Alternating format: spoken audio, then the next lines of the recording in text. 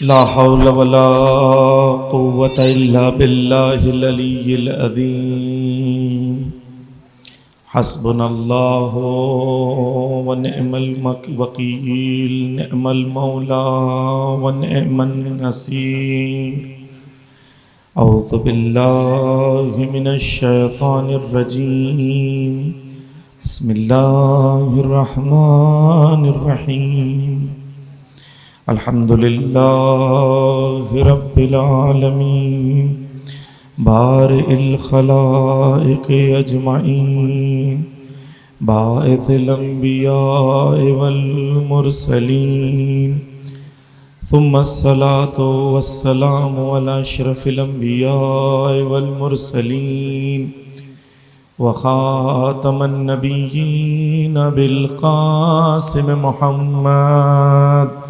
اللهم صل على محمد وعلى أهل بيت الطيبين الطاهرين المظلومين المعصومين ولعن الله على أعدائهم أجمعين أما بعد قال الإمام الحسين عليه السلام من كان فينا باذلا مهجته وموطنا على لقاء الله نفسه فليرحل معنا صلوات پڑھتے محمد و آل محمد پر.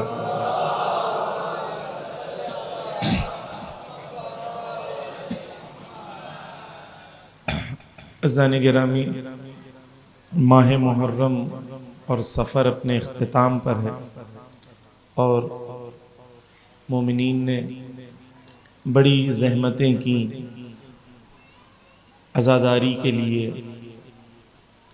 خصوصاً غریبوں نے جتنی ان کی قوت و قدرت تھی اس سے زیادہ امام حسین علیہ السلام کے لیے خرچ کیا.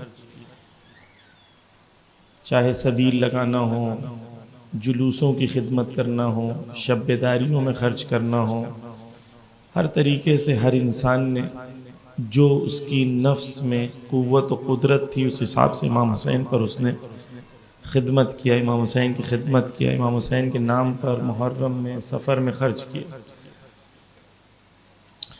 اب کوئی چیز اگر آپ شروع کرتے ہیں اور وہ چیز اپنے اختتام تک پہنچتی ہے تو ایک سوال انسان کے ذہن میں اٹھتا ہے کہ یہ چیز جو میں نے شروع کی تھی اور اس کو اختتام تک پہنچا رہا ہوں، کیا میں نے اس مقصد کو حاصل کیا جس مقصد کو کے تحت میں نے اس فعل کو انجام دیا تھا؟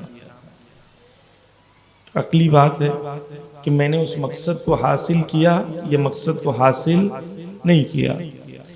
اب یہیں پر میں اپنے آپ سے ایک سوال کروں گا کہ میرا مقصد کیا تھا؟ امام حسین علیہ السلام کا غم منانا، عزاداری کرنا، اس سے میرا مقصد کیا تھا؟ 3 چیزیں بتائی جاتی ہیں، بہت جلدی جلدی آپ کے سامنے میں چیزوں کو پیش کرنے کی کوشش. کہتے ہیں امام حسین علیہ السلام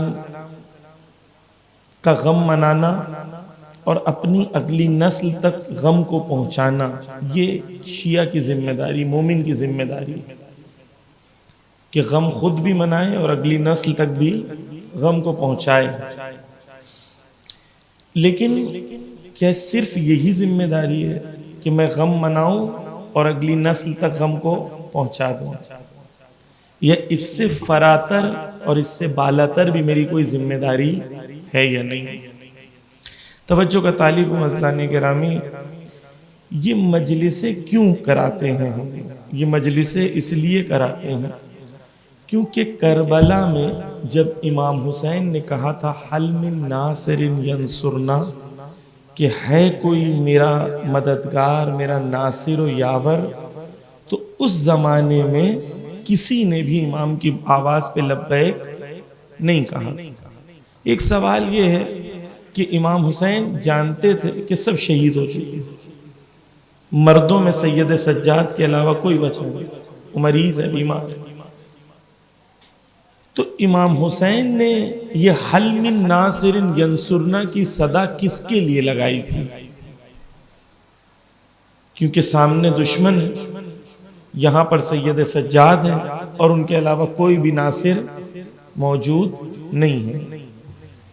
علماء کہتے ہیں یہ حل من ناصر ینصرنا کی صدا آئندہ آنے والی نسلوں کے لیے تھی کہ دیکھو میں شہید ہو جاؤں گا لیکن میرا مقصد باقی رہے، حسینیت بھی باقی رہے گی اور یزیدیت بھی باقی رہے گی۔ تم چاہے 2023 میں میری آواز سنو یا 2000 میں میری آواز سنو یا 2050 میں میری آواز سنو، میں اور میرا مقصد زمان سے محدود نہیں ہے۔ تم جب بھی اپنے آپ کو اس قابل بنا لو گے کہ تم میری نصرت کے لیے تیار ہو، میں اپنے خیمے کا دروازہ کھول کے تمہیں اپنے خیمے میں داخل کر لوں گا۔ جس طریقے سے میں نے حر کو اس زمانے میں اپنے خیمے میں لیا تھا، تم اپنی نفسوں کو اتنا تیار کر دو تاکہ میں بھی تمہیں اپنے خیمے میں داخل کر دوں۔ بس مقصد کیا ہوا؟ مقصد یہ ہے کہ ایک زمانے میں امام علیہ السلام نے آواز دی، لوگوں نے اپنے آپ کو تیار نہیں کیا تھا تو لبیک نہیں کہہ سکے۔ یہ مجلسوں کا اثر یہ ہونا چاہیے کہ ہر گلی، ہر محلے، ہر امام بارگاہ سے اتنے امام کے سپاہی تیار ہو جائیں کہ جب وقت کا امام کہے حل من ناصر ینصرنا تو ہر گلی، ہر کوچے سے لبیک یا حسین کی آوازیں سنا۔ لبیک یا حسین، لبیک یا حسین، اللہم صلی علی محمد وآل محمد۔ بس عزیزان گرامی توجہ کیجیے، تو یہ ممکن ہے کہ میں آج مبارک پور میں رہتا ہوں، کربلا سے ہزاروں کلومیٹر دور، مکان میرا حسین سے بہت دور، زمان میرا 1400 سال کے بعد، کیا میں آج امام کا سپاہی بن سکتا ہوں؟ امام کہتے ہیں بن سکتے ہیں۔ آج بھی میں اور آپ امام کے سپاہی بن سکتے ہیں، یہ امام کی طرف سے، ہماری طرف سے نہیں ہے۔ بہت جلدی چیزوں کو آپ کے سامنے پیش کروں گا، توجہ کیجئے۔ آیت اللہ بہجت کہتے ہیں کہ لوگ امام حسین کی زیارت کیوں نہیں کرتے؟ زیارت کرنے کے لیے پیسوں کی ضرورت نہیں ہے، دل کی ضرورت ہے۔ ایک شخص امام صادق کے پاس آتا ہے، پوچھتا ہے امام اس سے پوچھتے ہیں زیارت کرتے ہو امام حسین کی ہر روز؟ کہتا نہیں۔ کہا ہر ہفتے؟ کہا نہیں۔ کہا ہر مہینے؟ کہا نہیں۔ کہا ہر سال؟ شاید۔ کہتے ہیں مولا میں بوڑھا ہوں، انسان ہوں، اتنے فرسخ کا راستہ ہے، میں ہر روز کیسے طے کروں گا؟ امام نے کہا کہ تم اگر امام کی زیارت کے لیے جسم سے نہیں جا سکتے تو ایک بلندی پہ جاؤ، چاہے اپنی گھر کی چھت ہو، چاہے وہ ایک صحرا ہو، وہاں جا کے اپنے دل کو امام حسین سے جوڑ دو، کہو السلام علیکہ یا ابا عبداللہ۔ امام کہتے ہیں تمہیں وہی ثواب ملے گا جو کربلا میں کھڑے زائر کو ثواب ملے گا، اگر دل جڑ جائے۔ ممکن ہے کہ کوئی انسان کربلا میں موجود ہے لیکن اس کا دل اس کے بزنس میں لگا ہوا ہے، نرم گدوں میں لگا ہوا ہے، کھانے کی ڈشز میں لگا ہوا ہے، اور عین ممکن ہے کہ ایک شخص 40 کو بہت دور کھڑا ہے، ہزاروں کلومیٹر دور، اس کی آنکھوں میں آنسو ہے، آنکھوں کے سامنے نفس میں وہی صحنہ اور وہی گمت موجود ہے، وہ کہے گا السلام علیکہ یا ابا عبداللہ، وہاں سے مولا کہیں گے تو میرا زائر حقیقی ہے۔ دل سے جڑنے کی بات ہے عزیزان گرامی۔ اب توجہ کیجئے کہ آیت اللہ بہجت کہتے ہیں کیوں زیارت نہیں کرتے لوگ؟ کہتے ہیں جو لوگ امام کی زیارت کریں گے امام تو وہ کیسے اٹھائے جائیں گے؟ کہاں کہتے ہیں جا یوم القیامہ ملتخن بدمہ فی اصحاب الحسین، کہتے ہیں جب وہ روز قیامت اٹھائے جائیں گے تو ان کے جسم پہ بدن پہ خون لگا ہوگا. پوچھتے ہیں کس کا خون ہوگا؟ کہا اصحاب امام حسین کا خون لگا ہے. پوچھا یہ خون کیوں لگا ہوا ہے؟ کہا کہ یہ لوگ ایسے اٹھائے جائیں گے کہ یہ روز عاشور اصحاب امام حسین کے ساتھ لڑ رہے تھے اور ان کا خون ان کے جسم پر آ گیا. یعنی جو لوگوں کے دل حسین کے ساتھ جڑ جاتے ہیں تو وہ جب اٹھائے جائیں گے تو امام کہہ رہے ہیں ایسے اٹھائے جائیں گے جیسے شہدائے کربلا کے ساتھ تم لڑے تھے روز عاشور. بس یہ ممکن ہے کہ میں آج کے زمانے میں اپنے نفس کو اتنا پاکیزہ کر لوں، اپنے آپ کو اتنا مضبوط بنا لوں کہ روز قیامت مجھے اصحاب کے ساتھ امام بلائیں. بس سوال یہ تھا کہ میں نے محرم شروع کیا تھا تو میرا کوئی مقصد تھا. میرا مقصد کیا تھا؟ میرا مقصد جنت نہیں تھا، میرا مقصد ثواب نہیں تھا، میرا مقصد حسین ابن علی کے خیمے تک پہنچنا تھا. میں اپنے نفس میں وہ کیفیت کو محسوس کروں کہ میں آج امام کا ناصر و مددگار ہوں. ایک صلوات پڑھ دے محمد والے میں. تھوڑا تھوڑا آگے آ جائیں، پیچھے مومنین کو جگہ نہیں ہو رہی ہے.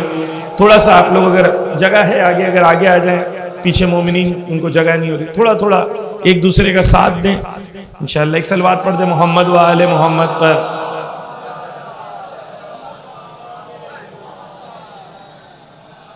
توجہ کیجئے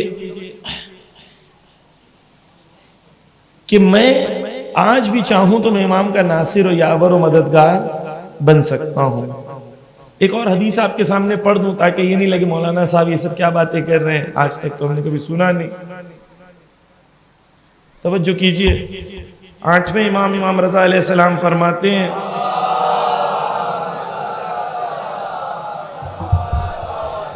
امام کہتے ہیں ان سرک یکون لکا من الثواب مثل ما لمن استشہد مع الحسین فقل متا ما ذکرتہ یا لیتنی کنت معکم فافوز فوزا عظیما. امام کہتے ہیں کہ جب بھی تم میرے جد کا ذکر سنو، حسین کا ذکر سنو، تو فوراً کہو یا لیتنی کنت معکم فافوز فوزا عظیما. یعنی کیا کہ اے کاش میں بھی میدان کربلا میں ہوتا اور میں اپنی جان آپ پر قربان کر دیتا اور یہ فیض عظیم کو حاصل کر لیتا. جب بھی امام حسین کا ذکر سنو تو یہ کہو. امام کیا کہتے ہیں؟ امام کہتے ہیں کہ تمہیں کون سا ثواب دیا جائے گا؟ امام کہتے ہیں تمہیں وہ ثواب دیا جائے گا جو شہدائے کربلا کو ثواب دیا گیا. مولانا کیسے ممکن ہے؟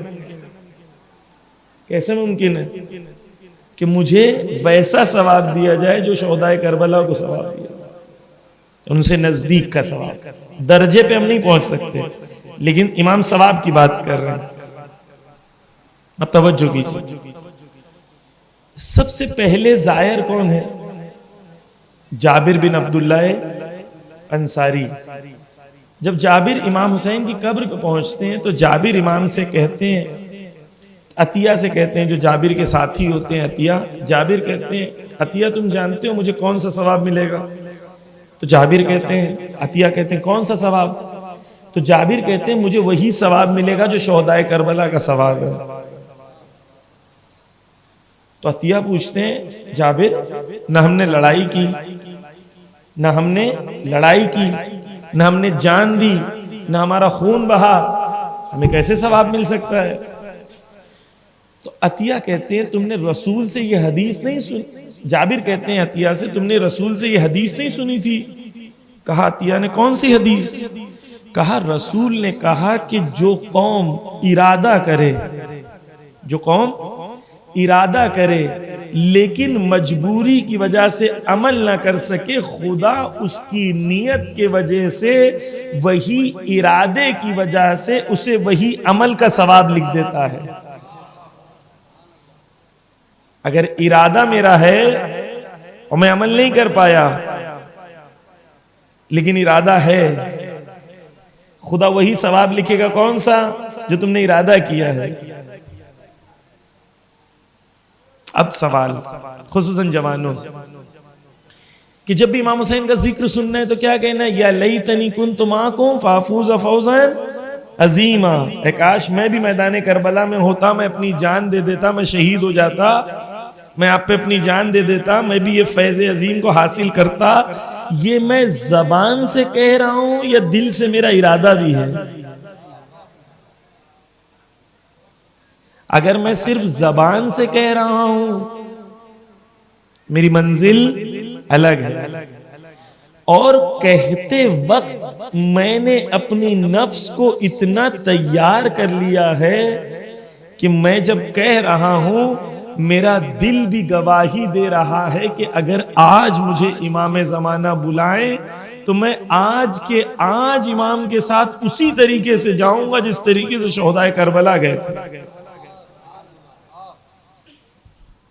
تو پس اگر میں آج 2023 میں مبارک پور میں میرے دل کو، میرے نفس کو اتنا تیار کر لوں کہ میں جب زبان سے کہوں کہ مولا میں آپ پہ اپنی جان قربان کرنا چاہتا ہوں تو میرا دل بھی گواہی دے کہ ہاں میں راضی ہوں اپنی جان اور مال کو امام پر قربان کرنے کے لیے۔ ہے میرا دل اتنا تیار؟ جو گول تھا محرم کا، ہدف تھا محرم کا، کیا تھا؟ یہ تھا کہ محرم ختم ہوتے ہوتے، سفر ختم ہوتے ہوتے، یہ سفر کا مہینہ ربیع الاول ختم ہوتے ہوتے، جب یہ محرم کا اختتام ہو رہا ہے، کیا میں نے اپنی نفس کو اتنا تیار کیا ہے کہ زہیر و سعید و قاسم و علی اکبر کی طرح میں بھی وقت کے امام پہ قربان ہونے کے تیار ہوا ہوں یا نہیں؟ اگر میرا بھی ابھی بھی دل وہی دنیا میں وابستہ ہے،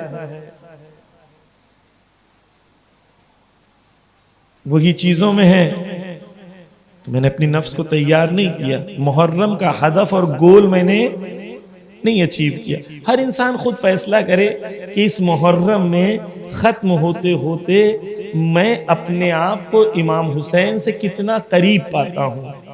جتنا ہم نے قریب اپنے آپ کو امام سے اور اصحاب سے کر لیا ہے اتنا ہمارا محرم مقبول ہے، جتنا ہم نے قریب کر لیا۔ اگر ہمارے نفسوں میں ابھی بھی حسد موجود ہے، ایک شخص امام کے پاس آتا ہے، کہتا ہے انا من شیعتکم، میں آپ کا شیعہ ہوں۔ امام نے کہا ایسی باتیں نہ کہو کہ روز قیامت تم سے کہا جائے کہ ثابت کرو اور تم ثابت نہ کر پاؤ۔ امام نے کہا میرا شیعہ وہ ہوگا جس کا دل 3 چیزوں سے پاک ہوگا۔ کہا پہلی ملاوٹ، کاروبار میں، زندگی میں، حلال حرام میں ملاوٹ نہ کرتا ہو۔ دوسرا حسد، میرا شیعہ وہ نہیں ہو سکتا کہ اسی فرش ازا پہ ایک شیعہ بیٹھا ہوا ہے، مومن بیٹھا ہوا ہے، دل میں حسد اس کے رکھا ہوا ہے۔ حسد موجود ہے مطلب ایمان نہیں ہے۔ امام کہتے ہیں حسد اور ایمان ایک ساتھ جمع نہیں ہو سکتا، اس لیے معاف کرنا سیکھو۔ خدا کہتا ہے کہ جو لوگ روز قیامت میں طاقت ہونے کے باوجود معاف کر دیں گے، روز قیامت جب میری طاقت ہوگی تم کمزور ہوگے تب میں تمہیں معاف کر دوں گا۔ اور آج تمہارے پاس طاقت ہے تو تم طاقت پہ اکڑ دکھا رہے ہو، روز قیامت جب میرے پاس طاقت ہوگی اور تم مجبور ہوں گے تو میں ویسا ہی بیہیو کروں گا جیسا تم نے کیا۔ میں نے تیار کیا اپنی نفس کو حسد کی بیماری سے۔ انجمنوں کے جھگڑے کیوں ہیں؟ نوحے خانوں کے جھگڑے کیوں ہیں؟ علماء کی بحث کیوں ہیں؟ حسد، یہ میرے سے اچھا کیوں؟ اگر میں ٹرسٹی ہوں، مینیجر ہوں کسی کو آگے نہیں آنے دوں گا، وہ آگے آ گیا تو میرا کیا ہو؟ حسد۔ حسد بری بیماری۔ فرش ازا کو اٹھاتے اٹھاتے میں نے اپنی نفس سے حسد جیسی بیماری کو ختم کیا یا نہیں کیا؟ یہ سوال ہے، بس توجہ کیجیے۔ بس ہدف کیا تھا میرا ماہ محرم میں؟ مجھے امام کا ناصر بننا تھا، امام کا مددگار بننا تھا، امام کا ساتھی بننا تھا۔ خوب، یہاں پر ایک صلوات کا سہارا دے محمد و آل محمد پر۔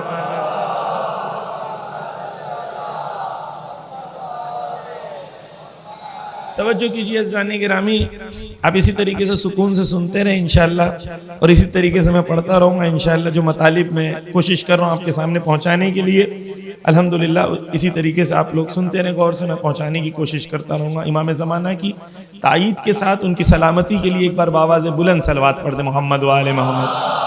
اللہم صلی علی۔ عزیزان گرامی توجہ کیجئے، ہمیں لگتا ہے کہ امام کے وقت پہ کربلا میں یا مولا کائنات کے زمانے میں دو قسم کے لوگ تھے، ایک مولا کے چاہنے والے اور ایک مولا کے دشمن۔ ایسے ہی لگتا ہے نا، میں مولا کے چاہنے والے تھے یا مولا کے دشمن تھے، لیکن یہ حقیقت نہیں۔ مولا کے جو چاہنے والے تھے ان کی کئی کیٹیگری تھی۔ ایک وہ تھے جنہوں نے مولا سے چاہت کا دعویٰ کیا اور عملی منزل میں آ کے مولا کا ساتھ بھی دیا، مولا کے خیمے میں بھی داخل ہو۔ کچھ ایسے تھے جنہوں نے چاہت کا دعویٰ کیا لیکن جیسے ہی سختیاں بڑھی انہوں نے مولا کا ساتھ چھوڑ دیا۔ جب مسلم آئے کوفہ میں تو 30,000 لوگوں نے کہتے ہیں بیعت کی، لیکن جب مسلم آخر میں بچے تو مسلم کتنے لوگ مسلم کے ساتھ تھے؟ کتنے لوگ تھے؟ اکیلے تھے نا مسلم، کوئی مسلم کے ساتھ۔ پس محبت کا دعویٰ کرنا اور ہے، عملی منزل میں امام کا ساتھ دینا اور ہے۔ اب سوال یہ ہے کہ وہ لوگ جنہوں نے محبت کا دعویٰ کیا لیکن ساتھ نہیں دیا، یہ کامیاب ہے یا ناکام ہے؟ یہ کامیاب ہے یا بتائیں؟ ناکام ہے نا؟ پکا سب پکا سب ناکام ہے نا؟ اگر میں بھی محبت کا دعویٰ کروں اور امام کا ساتھ نہیں دوں غیبت میں تو میں کامیاب ہوں یا میں؟ خود کے بارے میں مجھے وہی فیصلہ کرنا ہوگا نا۔ خود کے بارے میں نے دیکھیں، جب امام مکہ سے نکلے تو صفا نام کی ایک جگہ پہ جب امام پہنچے تو جب امام وہاں پہنچے تو فرزدق امام کو وہاں ملے۔ تو جب فرزدق ملے امام کو تو امام نے فرزدق سے پوچھا، بتاؤ فرزدق کوفے کے کیا حال ہے؟ تو فرزدق نے کیا کہا؟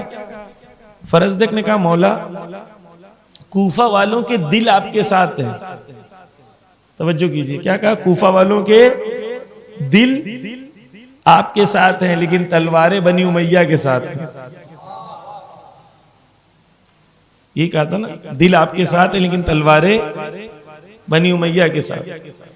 اگر امام ہم سے ملیں اور ہم سے پوچھیں بتائیں مبارک پور والوں کا حال کیا ہے، تو ہم امام سے کیا کہیں گے؟ دل بھی ساتھ ہے، عمل بھی ساتھ ہے اور تلواریں بھی ساتھ ہیں، یا کہیں گے صرف دل ساتھ ہے؟ اگر ہم یہ کہیں کہ صرف دل آپ کے ساتھ ہیں، عمل آپ کے ساتھ نہیں ہے، تو کوفہ والوں میں اور ہمارے میں فرق کیا ہوا؟ ہمیں صرف دل کافی نہیں ہے۔ توجہ کیجئے، امام شہید کیوں ہوئے؟ اس لیے نہیں ہوئے کہ دشمن مضبوط تھا، اس لیے ہوئے کیونکہ جو محبت کا دعویٰ کرتے تھے وہ کمزور نکلے۔ یہ لوگ الزام لگاتے ہیں نعوذ باللہ کہ شیعوں نے مارا ہے، شیعوں نے بلایا تھا، شیعوں نے مارا۔ روز عاشور جب کہا امام نے کہ مجھے کیوں مار رہے ہو، میں تمہارا اچھا امام نہیں تھا، میں نواس رسول نہیں ہوں، تو وہاں سے آواز آئی لِبُغْضِ أَبِيكَ، تمہیں کیوں مار رہے ہیں؟ اس لیے مار رہے ہیں کیونکہ مولا علی کا بغض ابھی تک ہمارے دلوں میں ہے. تو یہ کون سے شیعہ تھے جن کے دل میں مولا علی کا بغض تھا؟ شیعہ ہو ہی نہیں سکتا جس کے دل میں مولا علی کا بغض ہو. تو یہ تو خالی لوگوں کو گمراہ کرنے کے لیے باتیں ہیں. جنہوں نے بلایا تھا ان میں ایک تعداد محبت کا دعویٰ کرتی تھی لیکن ساتھ نہیں دے سکی. جب پریشر آیا، جب ظالمین نے قتل کرنا شروع کیا، اریسٹ کرنا شروع کیا، تو یہ ساتھ نہیں دے سکی. حقیقت ہے ایک تعداد نے ساتھ نہیں دے سکی، لیکن وہ قتل نہیں انہوں نے نہیں کیا. قتل انہوں نے کیا جو ظالم حکومت تھی. بس توجہ کیجئے، میں جب تاریخ کو دیکھتا ہوں تو مجھے کچھ چیزیں سمجھ میں آتی ہیں. مجھے کیا سمجھ میں آتا ہے؟ مجھے یہ سمجھ میں آتا ہے کہ کچھ لوگ تھے جنہوں نے محبت کا دعویٰ کیا لیکن ساتھ نہیں دے سکے. یہ ساتھ نہیں دے سکے اس لیے امام حسین شہید ہوئے. ایسے ہی ہے نا، یہ ساتھ نہیں دے سکے، اگر نہ کوفہ میں امام آتے اور یہ سب ساتھ دیتے تو کوفہ پلٹ جاتا. وقت نہیں ابھی ڈیٹیل بیان کرنے کی، بس توجہ کیجئے. تو اگر میں بھی محبت کا دعویٰ کروں اور ساتھ نہ دوں تو میرے میں ان میں کوئی فرق نہیں. بس مجھے کیا کرنا ہے؟ مجھے محبت کا دعویٰ بھی کرنا ہے، عملی منزل میں امام کی نصرت بھی کرنی ہے. اب توجہ کیجئے، میں آپ کے سامنے ایک صحنہ پیش کرنا چاہتا ہوں. شب عاشور امام حسین نے تمام اصحاب کو کہہ دیا تھا کہ جنت تمہیں مل جائے گی. 2 انگلیوں کے درمیان جنت انہیں دکھا دی. جنت میں ان کو مقام بھی بتا دیا، جسے جانا ہے چلا جائے. لیکن کوئی گیا نہیں. سوال یہ ہے کہ جنت کا وعدہ ہو گیا، امام حسین سچے صادق بھی ہیں، جنت دکھا بھی دی، کیوں نہیں گئے؟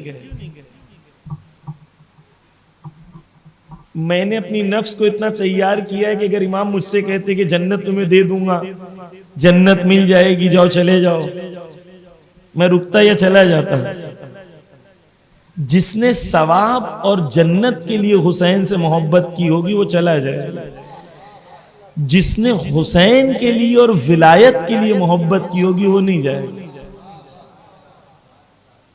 نہیں گئے نا.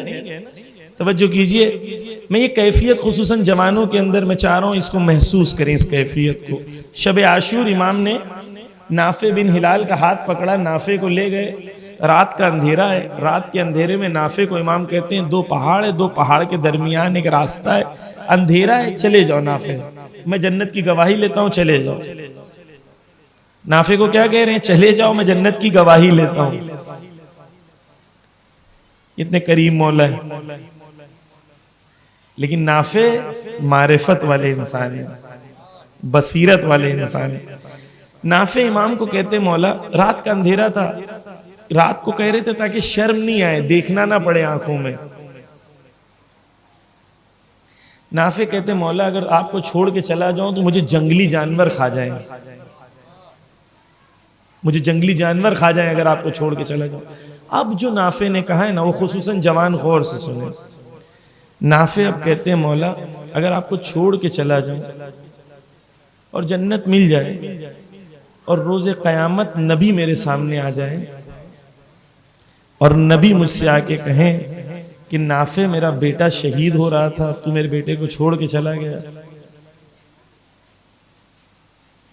تو نافع کہتے ہیں میں رسول کو کیا جواب دوں گا؟ اگر جنت مل بھی جائے لیکن یہ احساس میرے دل میں ہو کہ میں نے وقت کے امام کی مدد نہیں کر سکا، وہ مجھے بلاتے رہے اور میں ان کی خدمت میں نہیں پہنچ سکا. روز قیامت میں حضرت زہرا کے آنکھوں میں کیسے آنکھیں ڈالوں گا، کیسے مقابلہ کروں گا، کیسے دیکھوں گا؟ شاید آنکھوں میں آنکھیں ڈالنا صحیح لفظ نہیں ہے، معذرت چاہتا ہوں. کیسے میں ان کا سامنا کروں گا؟ کیسے میں کہوں گا بی بی کیا آپ کا بیٹا بلاتا رہا لیکن میں نے ساتھ نہیں دیا؟ پس اگر مجھے امام کی نصرت کرنا ہے تو مجھے کیا کرنا ہے؟ مجھے اپنے آپ کو زمان غیبت میں تیار کرنا ہے. کس طریقے سے؟ اس طریقے سے جس طریقے سے شہدائے کربلا نے اس زمانے میں تیار کیا تھا. توجہ کیجئے، میں ایک بہت جلدی آپ کے سامنے، وقت بہت تیزی سے گزر رہا ہے، بہت جلدی آپ کے سامنے چیزوں کو بیان کرنا ہے کیونکہ آپ کو ایک منزل تک انشاءاللہ پہنچانے کی کوشش کروں گا. توجہ کیجئے کہ کربلا میں کیا ہوا، نافع جیسے لوگ پہنچے جو اپنی ذمہ داری کو سمجھتے تھے، لیکن جو لوگ امام کے ساتھ نہیں دے سکے یہ لوگ کون تھے؟ یہ سب وہ نہیں تھے جو بے دین تھے، سب وہ نہیں تھے جو امام کی معرفت نہیں رکھتے تھے، امام کو پہچانتے نہیں تھے. امام مکہ سے، مدینہ سے نکلے مکہ پہنچے، رجب میں نکلے محرم میں کربلا پہنچے. یہ پورے سفر میں امام بہت سے لوگوں کو بلاتے رہے. کیا کہہ رہے تھے امام؟ فَلْيَرْحَلْ مَعَنَا، میرے ساتھ جڑ جاؤ، میں چل رہا ہوں میرے ساتھ جڑو. لوگ امام سے محبت کا دعویٰ کرتے رہے لیکن امام کے ساتھ جڑنے کو تیار نہیں ہوئے. میں بھی اگر صرف محبت کا دعویٰ کرتا رہوں اور امام کے ساتھ جڑنے کو تیار نہیں رہوں تو ان میں مجھ میں فرق کیا ہوا؟ توجہ کیجئے، امام جب نکلے ہیں، میں خلاصے میں بیان کر رہا ہوں، امام جب مدینہ مکہ سے نکلے حج کو عمرے میں تبدیل کیا اور نکل گئے. جب امام وہاں سے نکلے تو امام کے ساتھ 300 لوگ تھے. تاریخ میں لکھا ہوا ہے روایتوں میں کہ 300 لوگ تقریباً تھے، زیادہ اور کم لکھے ہوئے ہیں فگرز. 300 لوگ امام کے ساتھ موجود تھے. امام صفہ پہنچتے ہیں، الگ الگ جگہ پہنچتے ہیں. 5ویں جگہ امام پہنچتے ہیں جس کا تاریخ میں نام لکھا ہے زبالہ. جب امام اس تاریخی اس جگہ پر امام وہاں پہنچتے ہیں تو کیا ہوتا ہے کہ امام کو خط ملتا ہے جس میں پتہ چلتا ہے کہ مسلم شہید ہو گئے اور ہانی شہید ہو گئے. یعنی کیا؟ یعنی کربلا کا رخ، کوفے کا رخ بدل گیا ہے، کوفے کے حالات بدل گئے. توجہ کیجئے گا، رات کا وقت ہے، یہی تصور کیجئے گا رات کا اسی طریقے کا ایک وقت تھا اور اسی طریقے کا ایک خیمہ تھا جس میں امام کے ساتھ 300 لوگ تقریباً موجود تھے. یہ 300 لوگ وہ نہیں ہیں جنہوں نے حج کو ترجیح دی، یہ لوگ وہ ہیں جنہوں نے حج کو چھوڑ کے امام کے ساتھ آئے تھے، انہیں امام کو ترجیح دی تھی. واضح؟ یعنی جانتے تھے کہ امام کون ہے، حج کو چھوڑ کے امام کے ساتھ آئے تھے. اتنے بے معرفت نہیں تھے کہ ولایت کو چھوڑ کے حج کریں، اتنی سمجھ تھی، امام کے ساتھ آئے. 300 لوگ امام کے ساتھ ہیں. بس توجہ کیجئے گا، خصوصاً میرے جوان توجہ کیجئے. امام نے یہاں پر سب کو جمع کیا اور سب کو جمع کرنے کے بعد امام نے کہا کہ دیکھو مجھے خبر ملی ہے کہ مسلم اور ہانی شہید ہو گئے. جب امام کو خبر ملی کہ مسلم اور ہانی شہید ہو گئے یعنی کوفہ کے حالات بدل گئے، اب میرے ساتھ کوئی سودے باز نہیں چلے. وہ نہیں چلے جو کربلا کچھ لینے کے لیے آیا ہو، وہ چلے جو کربلا دینے کے لیے آ رہا ہو. امام نے کیا کہا؟ امام نے کہا فَمَنْ أَحَبَّ مِنْكُمُ الْإِنْصِرَافَ فَلْيَنْصَرِفْ لَيْسَ عَلَيْهِ مِنَّ زِمَامٌ. امام کہتے ہیں کہ جو میرا ساتھ چھوڑ کے جانا چاہتا ہے وہ چلا جائے، میرا ساتھ چھوڑ کے، میری کوئی بھی بیعت اس کے اوپر نہیں ہے، وہ جا سکتا ہے. امام نے کہا جو جانا چاہتا ہے وہ چلا جائے. امام یہ مجھے اور آپ کو بھی بول رہے ہیں کہ جو جانا چاہتا ہے وہ چلا جائے. پھر امام کہتے ہیں من کان فینا باذلا مہجتہ، میرے ساتھ صرف وہی چل سکتا ہے جو بذل کرنے کی خواہش رکھتا ہو، قربانی اور ایثار کی خواہش رکھتا ہو. باذلا مہجتہ، میرے مولا کون سی چیز کو بذل کرنا ہے، کون سی چیز کو قربان کرنا ہے؟ امام کہتے ہیں مہجت کو. توجہ کیجئے، مہجت کسے کہتے ہیں؟ کوئی انسان اگر شہید ہو جاتا ہے اور اس کے جسم سے خون نکلتا ہے تو جیسے خون نکلتا ہے اس کے جسم سے تو رگوں سے خون جب جاری ہوتا ہے تو اس کا دل جو ہے وہ خون کو زیادہ پمپ کرتا ہے، خون زیادہ نکلتا ہے دل سے. ایک مرحلہ آتا ہے کہ وہ انسان مر جاتا ہے. آپ نے دیکھا ہوگا حیوان کو جب ذبح کرتے ہیں اس میں بقرہ عید میں، تو جب وہ مر جاتا ہے مرنے کے بعد بھی اس کی رگوں سے خون جاری رہتا ہے بہت دیر تک، دیکھا ہوگا آپ نے، ہے نا؟ مرنے کے بعد بھی خون جو ہے رگوں سے جاری رہتا ہے، کیونکہ دل سے خون نکلتا ہے۔ ڈاکٹرز کہتے ہیں اگر اس کا کئی دنوں کے بعد بھی دل نکالا جائے اور دل کو کاٹا جائے تو دل کے اندر کچھ قطرے خون کے موت کے بعد بھی بہت دنوں تک باقی رہتے ہیں۔ عربی میں اس خون کے قطرے کو کہتے ہیں موجت۔ امام کہہ رہے ہیں میرے ساتھ وہ چل سکتا ہے جو اپنے دل میں موت کے بعد بھی جو بچا ہوا خون ہے وہ بھی دینے کو تیار ہو۔ میں ہوں، میں نے حسین سے ایسی محبت کی ہے، من کان فینا باذلا مہجتہ، اس طریقے سے محبت مجھ سے کرتا ہو۔ اس لیے دیکھیں کہ جب امام حسین کربلا کے میدان میں نماز پڑھ رہے ہیں، سعید کمزور تھے، بہت طاقتور نہیں تھے سعید تیروں کو اپنے سینے پہ لے رہے تھے، تیروں کو روک رہے تھے، بس آخری تکبیر تک سعید نے اپنے کو کسی طریقے سے بچا، جان میں جان رکھی تاکہ کھڑے رہے۔ جیسے ہی تکبیر آخری سنی سعید گر گئے زمین۔ جب سعید گرے تو امام نے سعید کو اپنے زانو پہ لیا، اور زانو پہ لینے کے بعد سعید نے آنکھیں کھولی، اس طریقے سے امام کو دیکھا۔ کیا موت خوبصورت ہے، کیا خوبصورت موت ہے کہ امام کی زیارت ہو رہی ہے موت کے وقت۔ سعید امام کو دیکھنے کے بعد سعید نہیں پوچھتے مولا جنت ملے گی، مولا یہ ملے گا، مولا وہ ملے گا، یہ لینے والی محبت نہیں تھی۔ سعید کیا کہتے ہیں؟ سعید کہتے ہیں ارضیت یا ابا عبداللہ، سعید کہتے ہیں میرے مولا کیا آپ مجھ سے راضی ہو؟ کب کہہ رہے ہیں سعید؟ شیرمال بانٹنے کے بعد نہیں کہہ رہے ہیں، اپنے جگر کا آخری قطرہ خون دینے کے بعد پوچھ رہے ہیں مولا کیا آپ مجھ سے راضی ہو؟ حل وفیت یا ابا عبداللہ، اے ابا عبداللہ کیا میں نے وعدے کو وفا کیا؟ بس کربلا وہ پہنچا جو من کان فینا باذلا مہجتہ کر رہا تھا، جو یہ کہہ رہا تھا مولا میرے جگر کا آخری قطرہ خون بھی آپ کے لیے حاضر ہے۔ میں نے محرم اس لیے نہیں منایا تھا کہ مجھے کچھ ثواب مل جائے، محرم اس لیے منایا تھا کہ میرے دل میں وہ سعید کی محبت کی جھلک آ جائے، میں اپنے آپ کو اتنا تیار کر سکوں جتنا سعید نے تیار کیا تھا۔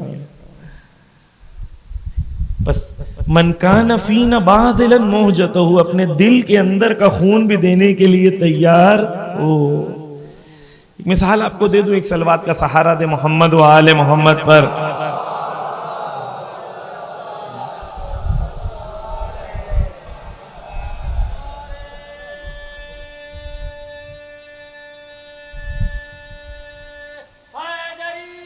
یا علی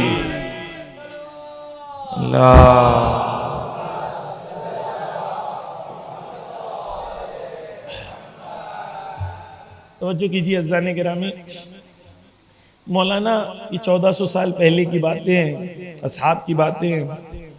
ہم سوشل میڈیا کے زمانے میں رہتے ہیں، گناہ بہت آسان ہے۔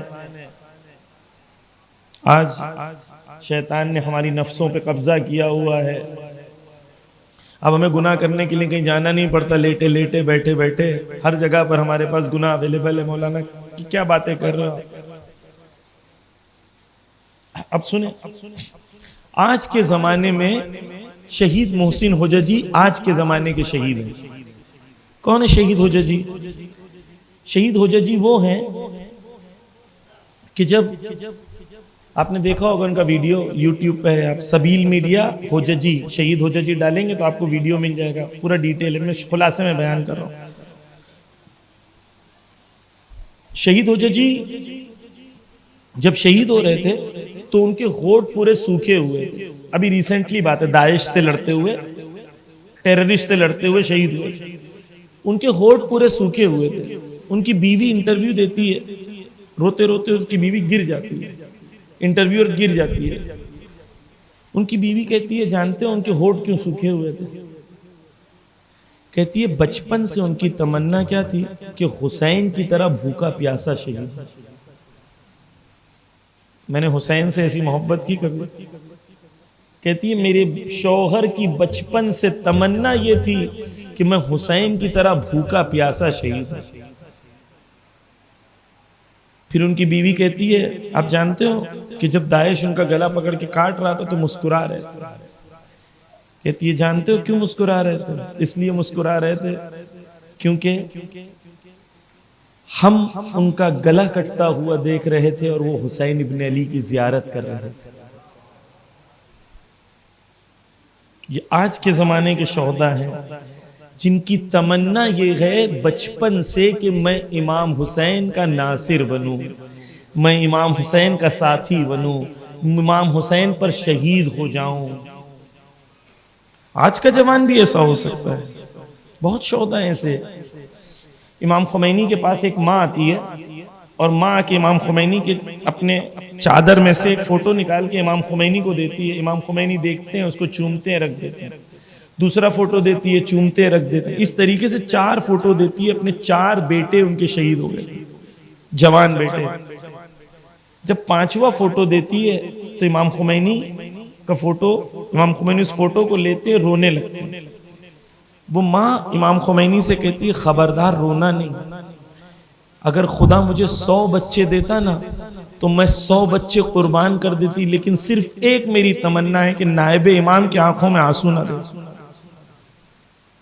یہ لوگ وہ ہیں جو کربلا ان کے لیے قصہ اور کہانی نہیں ہے، یہ آج کی کربلا میں زندہ رہتے ہیں، یہ آج کے حبیب بننا چاہتے ہیں، آج کے زہیر، آج کے سعید بننا چاہتے ہیں۔ پس عزیزان گرامی، کربلا کو دیکھنے کے 2 نظریے، ایک ثواب والا اور ایک نصرت والا۔ ہمیں نصرت کی تیاری، امام کی نصرت کے لیے ہمیں کربلا کو سمجھنا ہے، کیونکہ امام کی نصرت کا بیسٹ ماڈل آپ کو کہاں ملے گا؟ کربلا میں۔ کربلا میں سودے باز نہیں پہنچے، ایک بھی کربلا میں نہیں پہنچا جو کہے کہ مولا مجھے یہ چاہیے۔ ہر وہ شخص پہنچا جو کربلا میں حسین سے پوچھ رہا تھا بتاؤ حسین تمہیں کیا چاہیے، تمہارے دین کو کیا چاہیے۔ میں نے کون سی حسین سے محبت کی ہے؟ توجہ کیجئے، جب امام نے کہا من کان فینا باذلا مہجتہ، امام نے کہا کہ میرے ساتھ وہ چلے جو خون دے سکتا ہو، اپنے دل میں قطرہ خون کو دے سکتا ہو، اور موطنا علی لقاء اللہ نفسہ، اپنے نفس کو اس نے وطن حقیقی خدا سے ملاقات کے لیے تیار کیا ہو، وہ میرے ساتھ چلے۔ پھر امام نے کہا فَإِنَّنِي رَاحِلٌ مُصْبِحًا، میں کل صبح حرکت کروں گا انشاءاللہ تعالی۔ اور امام جا کے سو گئے، یہ بھی جا کے سو گئے۔ صبح اٹھے، امام نے حرکت کی، ان 300 میں سے 50 امام کے ساتھ چلے، باقی سب نے امام کو چھوڑ دیا۔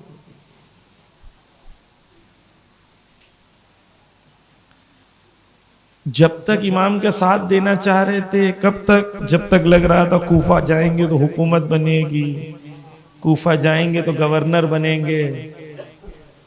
امام تب تک پسند ہے جب تک امام کچھ دیں، جب امام کہیں قربانی دو تب امام نہیں پسند ہوتے۔ کربلا یہ سکھاتی۔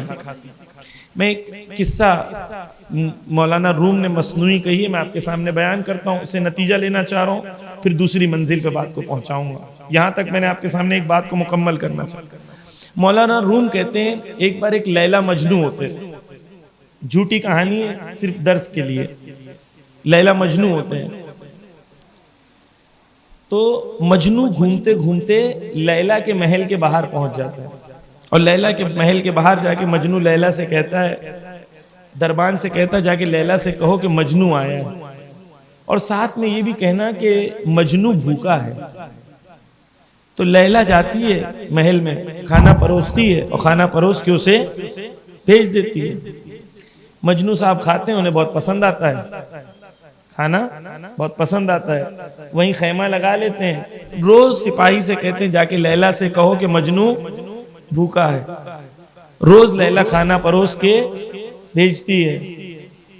جب کئی دنوں تک یہ چلتا رہا تو ایک دن لیلا نے سپاہی سے کہا کہ آج جب یہ کھانا کھا لے تو اس کو پوچھنا کہ اپنی انگلی کاٹ دے، اور جس پیالے میں نے کھانا بھیجا ہے وہ پورا پیالہ بھر کے مجھے خون بھیج، تاکہ مجھے پتا چلے کہ تو بھی مجھ سے محبت کرتا ہے۔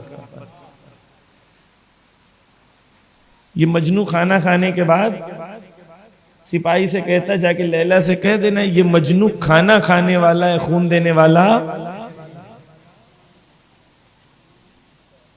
ہم حسین کے کون سے مجنو ہیں؟ وہ حسین جس نے ہمیں سب کچھ دیا،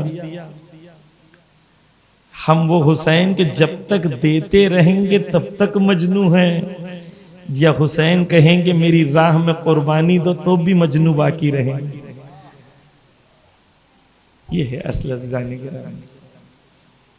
انکمنگ جب تک چالو رہے تب تک دین اچھا لگتا ہے، جب دین میں آؤٹ گوئنگ شروع ہو جاتی ہے، مولا حسین کہتے ہیں روز عاشور الناس عبید الدنیا، لوگ دنیا کے غلام ہیں، والدین لائق علی السنتہم، دین ان کے زبان پہ رکھا ہوا ایک لقمہ ہے جسے بڑا چٹکارا لے لے کے، مزے لے لے کے، انجوائے کر کر کے اس لقمے کو کھاتے ہیں، دین یہ۔ اور جب انہیں بلاؤں میں ڈال دیا جاتا ہے تو دین کو تھوک دیتے ہیں، اور قلت دیانون، بہت کم دیندار باقی رہ جاتے ہیں۔ مولا کیا کہہ رہے ہیں؟ مولا کہہ رہے ہیں دین جب تک اچھا لگتا ہے، جب تک دین کا مزہ لینا ہے، دین کو انجوائے کرنا ہے، لیکن جب دین میں قربانی دینی ہو تب دین اچھا۔ حسینی وہ ہے جو قربانی دینے کو لطف آتا ہو، اسے انجوائے کرتا ہو، لذت حاصل کرتا ہو۔ مولا حسین آپ پہ یہ قربان کر رہا ہوں، قبول ہے؟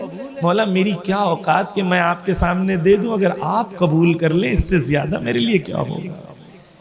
نظریہ دیکھیں کتنا فرق ہے دو نظریوں میں۔ بس عزیزان گرامی، پہلی چیز پوری ابھی تک کی بات کا نچوڑ یہ ہے کہ میں نے مجلسیں اس لیے کرنی ہیں کیونکہ مجھے اپنے آپ کو امام کا ناصر و مددگار بنانا ہے، اس سے کم گول سیٹ نہ کریں، اور کیونکہ وہ لوگ جو لوگ امام کا ساتھ نہیں دے سکے، وہ لوگ جیسے ہی دنیا کی محبت ان کے اوپر غالب ہوئی امام کو چھوڑ دیا۔ ایک مثال دے دوں آپ کے لیے، مجھے کچھ اور باتیں بھی کرنی ہیں، انشاءاللہ آپ لوگ اسی طریقے سے ساتھ دیتے رہے، میں پوری بات مکمل خصوصاً جوانوں کے لیے آخری میں پیغام بھی دینا چاہتا ہوں۔ ایک صلوات کا سہارا دے محمد و آل محمد پر۔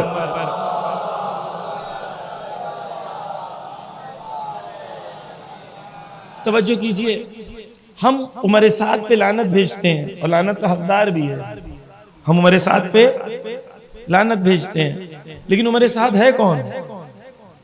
کون ہے عمر سعد؟ عمر سعد سعد بن ابی وقاص کا بیٹا ہے، بڑے بہادر مسلمان کا بیٹا، صحابی کا بیٹا۔ اس کو کربلا میں اس لیے لایا گیا تھا کہ حسین کو قتل کرنے کے لیے کوئی بڑے خاندان کا بیٹا علی کے بیٹے کو قتل کرے، یعنی اویس۔ اس کو لایا گیا کیوں؟ عمر ابن سعد کو کیوں لایا گیا؟ کیونکہ حسین کو سعد بن ابی وقاص کے بیٹے نے علی کے بیٹے کو شہید کیا، یعنی دو بڑے خاندان کو لے آئے سامنے۔ عمر سعد وہ ہے جس نے بچپن سے امام حسین کو دیکھا تھا، بچپن سے جانتا تھا امام حسین کون ہے، سب فضیلتوں کو جانتا تھا، امام حسین کی فضیلتیں کیا ہیں۔ ایسا نہیں تھا کہ نہیں جانتا تھا امام حسین کون ہے، جانتا تھا امام حسین کون۔ عمر سعد نے آخری دن تک کوشش کی کہ امام حسین کا قتل نہ کرنا پڑے. جنگ 9 محرم یا 10 محرم کو نہیں ہونے والی تھی، پہلے ہونے والی تھی. عمر سعد نے جنگ کو تاخیر کرتا رہا، ڈیلے کرتا رہا. کیوں؟ کیونکہ اس کے دل میں یہ تھا کہ شاید امام حسین مان جائیں گے، اور اگر امام حسین بیعت کو مان گئے تو مجھے شہر رے بھی مل جائے گا اور حسین بھی مل جائیں گے. ڈیلے کرتا رہا، جنگ کو ڈیلے کرتا رہا. آخر میں یزید نے خط لکھا، کہا کہ اگر تم نے حملہ نہیں کیا تو شمر کو کمانڈر بنا دوں گا. اب اسے فیصلہ کرنا تھا، حسین یا شہر رے، حسین یا شہر رے. اس نے حسین کو قتل کرنے کو راضی ہو گیا. کیوں؟ کیونکہ شہر رے کی محبت حسین سے زیادہ غالب تھی. اس کی دنیا کی محبت. شب عاشور کو امام حسین بلاتے ہیں. کسے؟ عمر سعد کو. 15 لوگ عمر سعد کے ساتھ چلتے ہیں، 15 لوگ امام حسین کے ساتھ. ایک جگہ پہنچتے ہیں، 3 لوگ آگے بڑھتے ہیں، خیمے میں جاتے ہیں. جب یہ 3 لوگ اس خیمے میں جاتے ہیں، جیسے ہی بیٹھتا ہے عمر سعد، امام اس سے پوچھتے ہیں بتاؤ میرے خاندان اور میری شان و منزلت اور فضیلت کو نہیں جانتا عمر سعد تو؟ کہتا ہے کیوں نہیں مولا، جانتا ہوں. عمر سعد کیا کہہ رہے ہیں مولا کو؟ کہتا ہے جانتا ہوں کہ آپ کی شان و منزلت کیا ہے، آپ کی فضیلت کیا ہے، یعنی صرف جان لینا کافی. تو جانتا ہوں. توجہ کیجئے. پھر امام اس سے کہتے ہیں عمر سعد سے، ملون سے، فَلْيَرْحَلْ مَعَنَا، میرے ساتھ آ جاؤ. وہی چیز جو امام مجھے اور آپ کو کہہ رہے ہیں، میرے ساتھ آ جاؤ، عمر سعد کو بھی کہا تھا. امام نے کہا میرے ساتھ جڑ جاؤ. عمر سعد کہتا ہے بولتا مولا میرا ایک بہت بڑا گھر ہے، بہت محنت سے میں نے بنایا ہے، اگر آپ کا ساتھ دوں گا تو گھر دشمن اور ظالم حکومتیں وہ گھر کو توڑ دیں گی. امام نے اس سے کہا تم ڈرو مت، اس سے بڑا گھر میں تمہیں دوں گا. کم سے کم ولایت حسین سے اتنی عقیدہ تو ہونا چاہیے کہ جتنا دشمن خدا دے سکتا ہے اس سے زیادہ حسین دے سکتے ہیں. اتنا عقیدہ تو ہونا چاہیے نا ایک مومن کا. عمر سعد کہتا ہے لیکن مولا میری اتنی مال دولت میں نے پونجی جمع کی ہے، وہ دشمن لوٹ لے گا.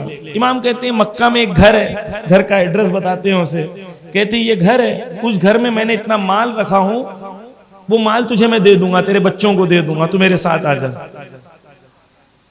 عمر سعد پھر کہتا ہے لیکن میری بیوی، میرے بچے، میرا یہ میرا وہ. امام اٹھتے ہیں، لعنت پڑھتے ہیں اس کے اوپر اور اٹھ کے کھڑے ہو جاتے ہیں. کیوں؟ کیونکہ امام جانتے ہیں کہ اب یہ بہانے کر رہا ہے، یہ میرے ساتھ آنے والا نہیں ہے. بس عمر سعد کو کون سی چیز روک رہی ہے وقت کے امام تک پہنچنے کے لیے؟ یہی حب دنیا، یہی شہر رے. اگر عمر سعد کو جو چیز روک رہی ہے وقت کے امام تک پہنچنے کے لیے، وہی چیز اگر مجھے بھی روک رہی ہے،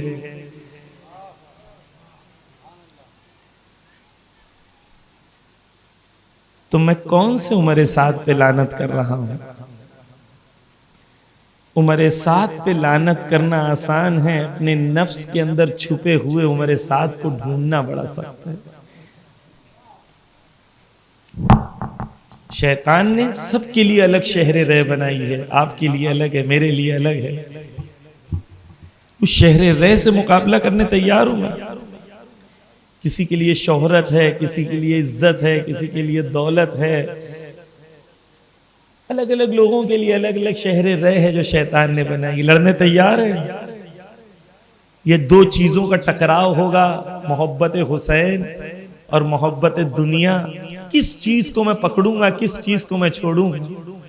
کربلا یہی سکھاتی ہے. تیار ہوں میں. بس ہمیں کیا حاصل کرنا تھا محرم میں؟ یہی حاصل کرنا تھا. دیکھنا تھا ایک طرف زہیر ہیں, کل عثمانی تھے, آج شیعہ ہو گئے.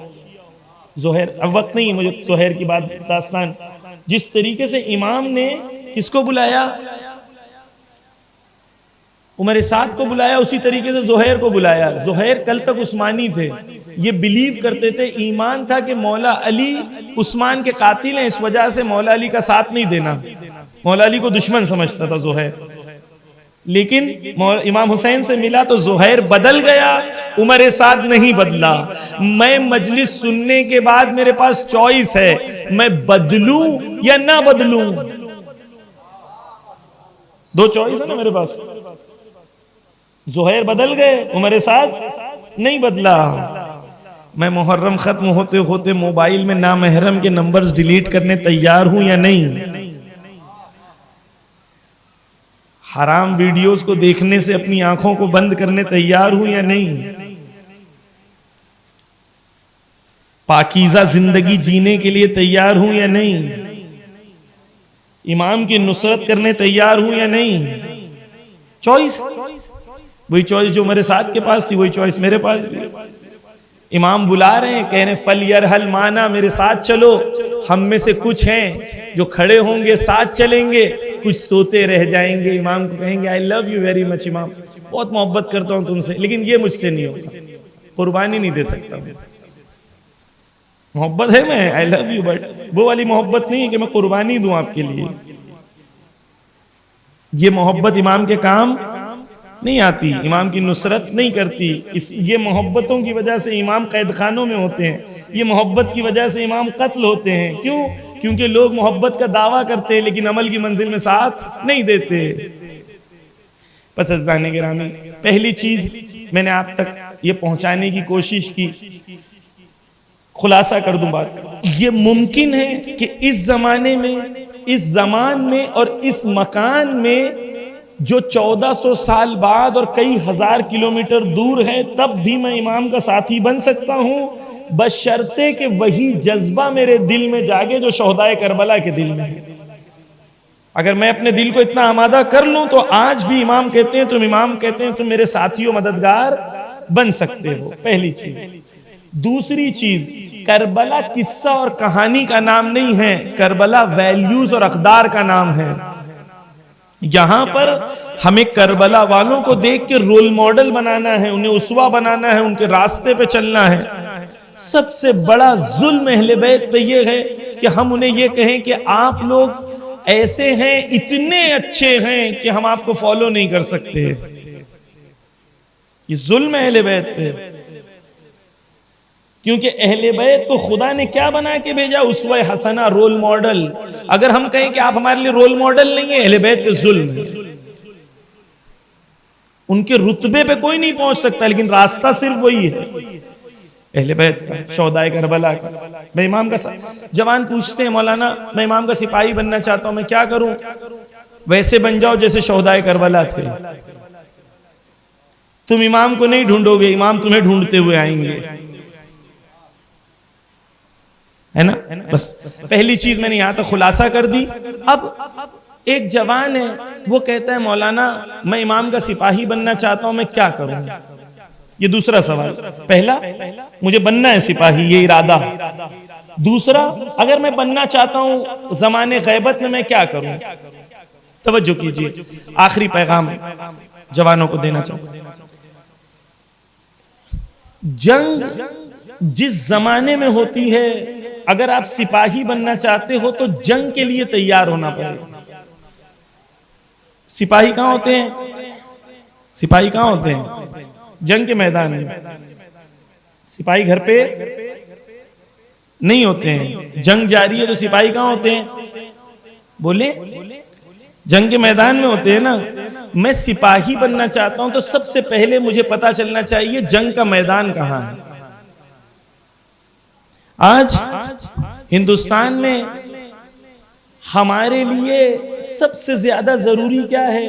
میں اگر سپاہی بننا چاہتا ہوں امام کا، آیت اللہ سیستانی، آیت اللہ خامنائی، دونوں کیا کہتے ہیں؟ مرجع تقلید کو ماننے کا مطلب صرف یہ نہیں ہے کہ فوٹو لگا دو، فوٹو لگاؤ، کہ کچھ لوگ چاہتے ہیں آپ فوٹو نہ لگاؤ، کیونکہ آپ فوٹو نہیں لگائیں گے تو کل وہ اپنے فوٹو لا کے لگوا دیں گے،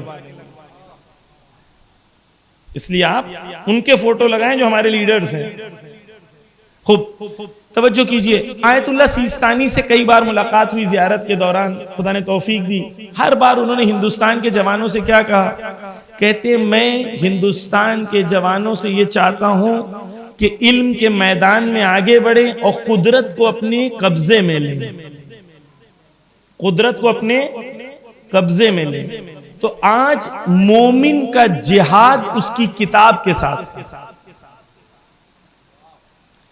اگر میں امام کا سپاہی بننا چاہتا ہوں تو کسی لائق تو بنوں کہ امام کا سپاہی بن سکوں۔ جنگ میزائل سے ہو رہی ہے، میں بلیڈ سے جنگ لڑنا چاہ رہا ہوں۔ جب جنگ وہ میزائل مار رہے ہیں، میں بلیڈ لے کے باہر آیا ہوں لڑنے کے لیے، جیتوں گا؟ تمہیں اگر امام کا سپاہی بننا ہے، معکم کہنا ہے، میں آپ کے ساتھ ہوں مولا، تو آپ کو پتہ چلنا چاہیے جنگ کہاں ہے، میں کہاں لڑنا ہے، مجھے پتہ ہی نہیں ہے۔ میزائل کی بات ہے، میزائل پڑھنا پڑے گا، آج کے سپاہی کو پڑھنا پڑے گا، وہ جو جس سے لڑائی ہوگی۔ احساسات کا نام نہیں ہے امام کا سپاہی بننا، محنت کا نام ہے۔ توجہ کیجئے، پس آیت اللہ سیستانی جو نائب امام ہیں وہ آپ سے کیا چاہتے ہیں؟ وہ چاہتے ہیں آپ علم کے میدان میں آگے بڑھو، آپ قدرت کی پوزیشنز کو اپنے ہاتھوں میں لو، یہی چاہتے ہیں۔ آیت اللہ خامنائی آپ سے کیا چاہتے ہیں؟ یہی چاہتے ہیں۔ خوب، مولا علی نے ایک تعویذ دی ہے، ہمیں ہاتھ میں باندھنے والی تعویذ پسند ہے، عمل کرنے والی تعویذ پسند۔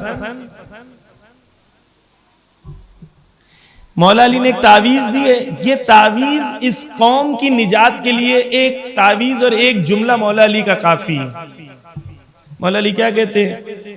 مولا علی کہتے ہیں العلم سلطان، علم قدرت ہے، العلم سلطان، علم قدرت ہے۔ مولا کہتے ہیں پہلی شخص کائنات میں جس نے کہا علم قدرت ہے وہ مولا علی ہے۔ مولا علی سے پہلے لوگوں نے کہا حکومت قدرت ہے، اسلحہ قدرت ہے، الگ الگ چیزوں کو لوگوں نے کہا قدرت ہے، مولا نے کہا نہیں، علم قدرت ہے۔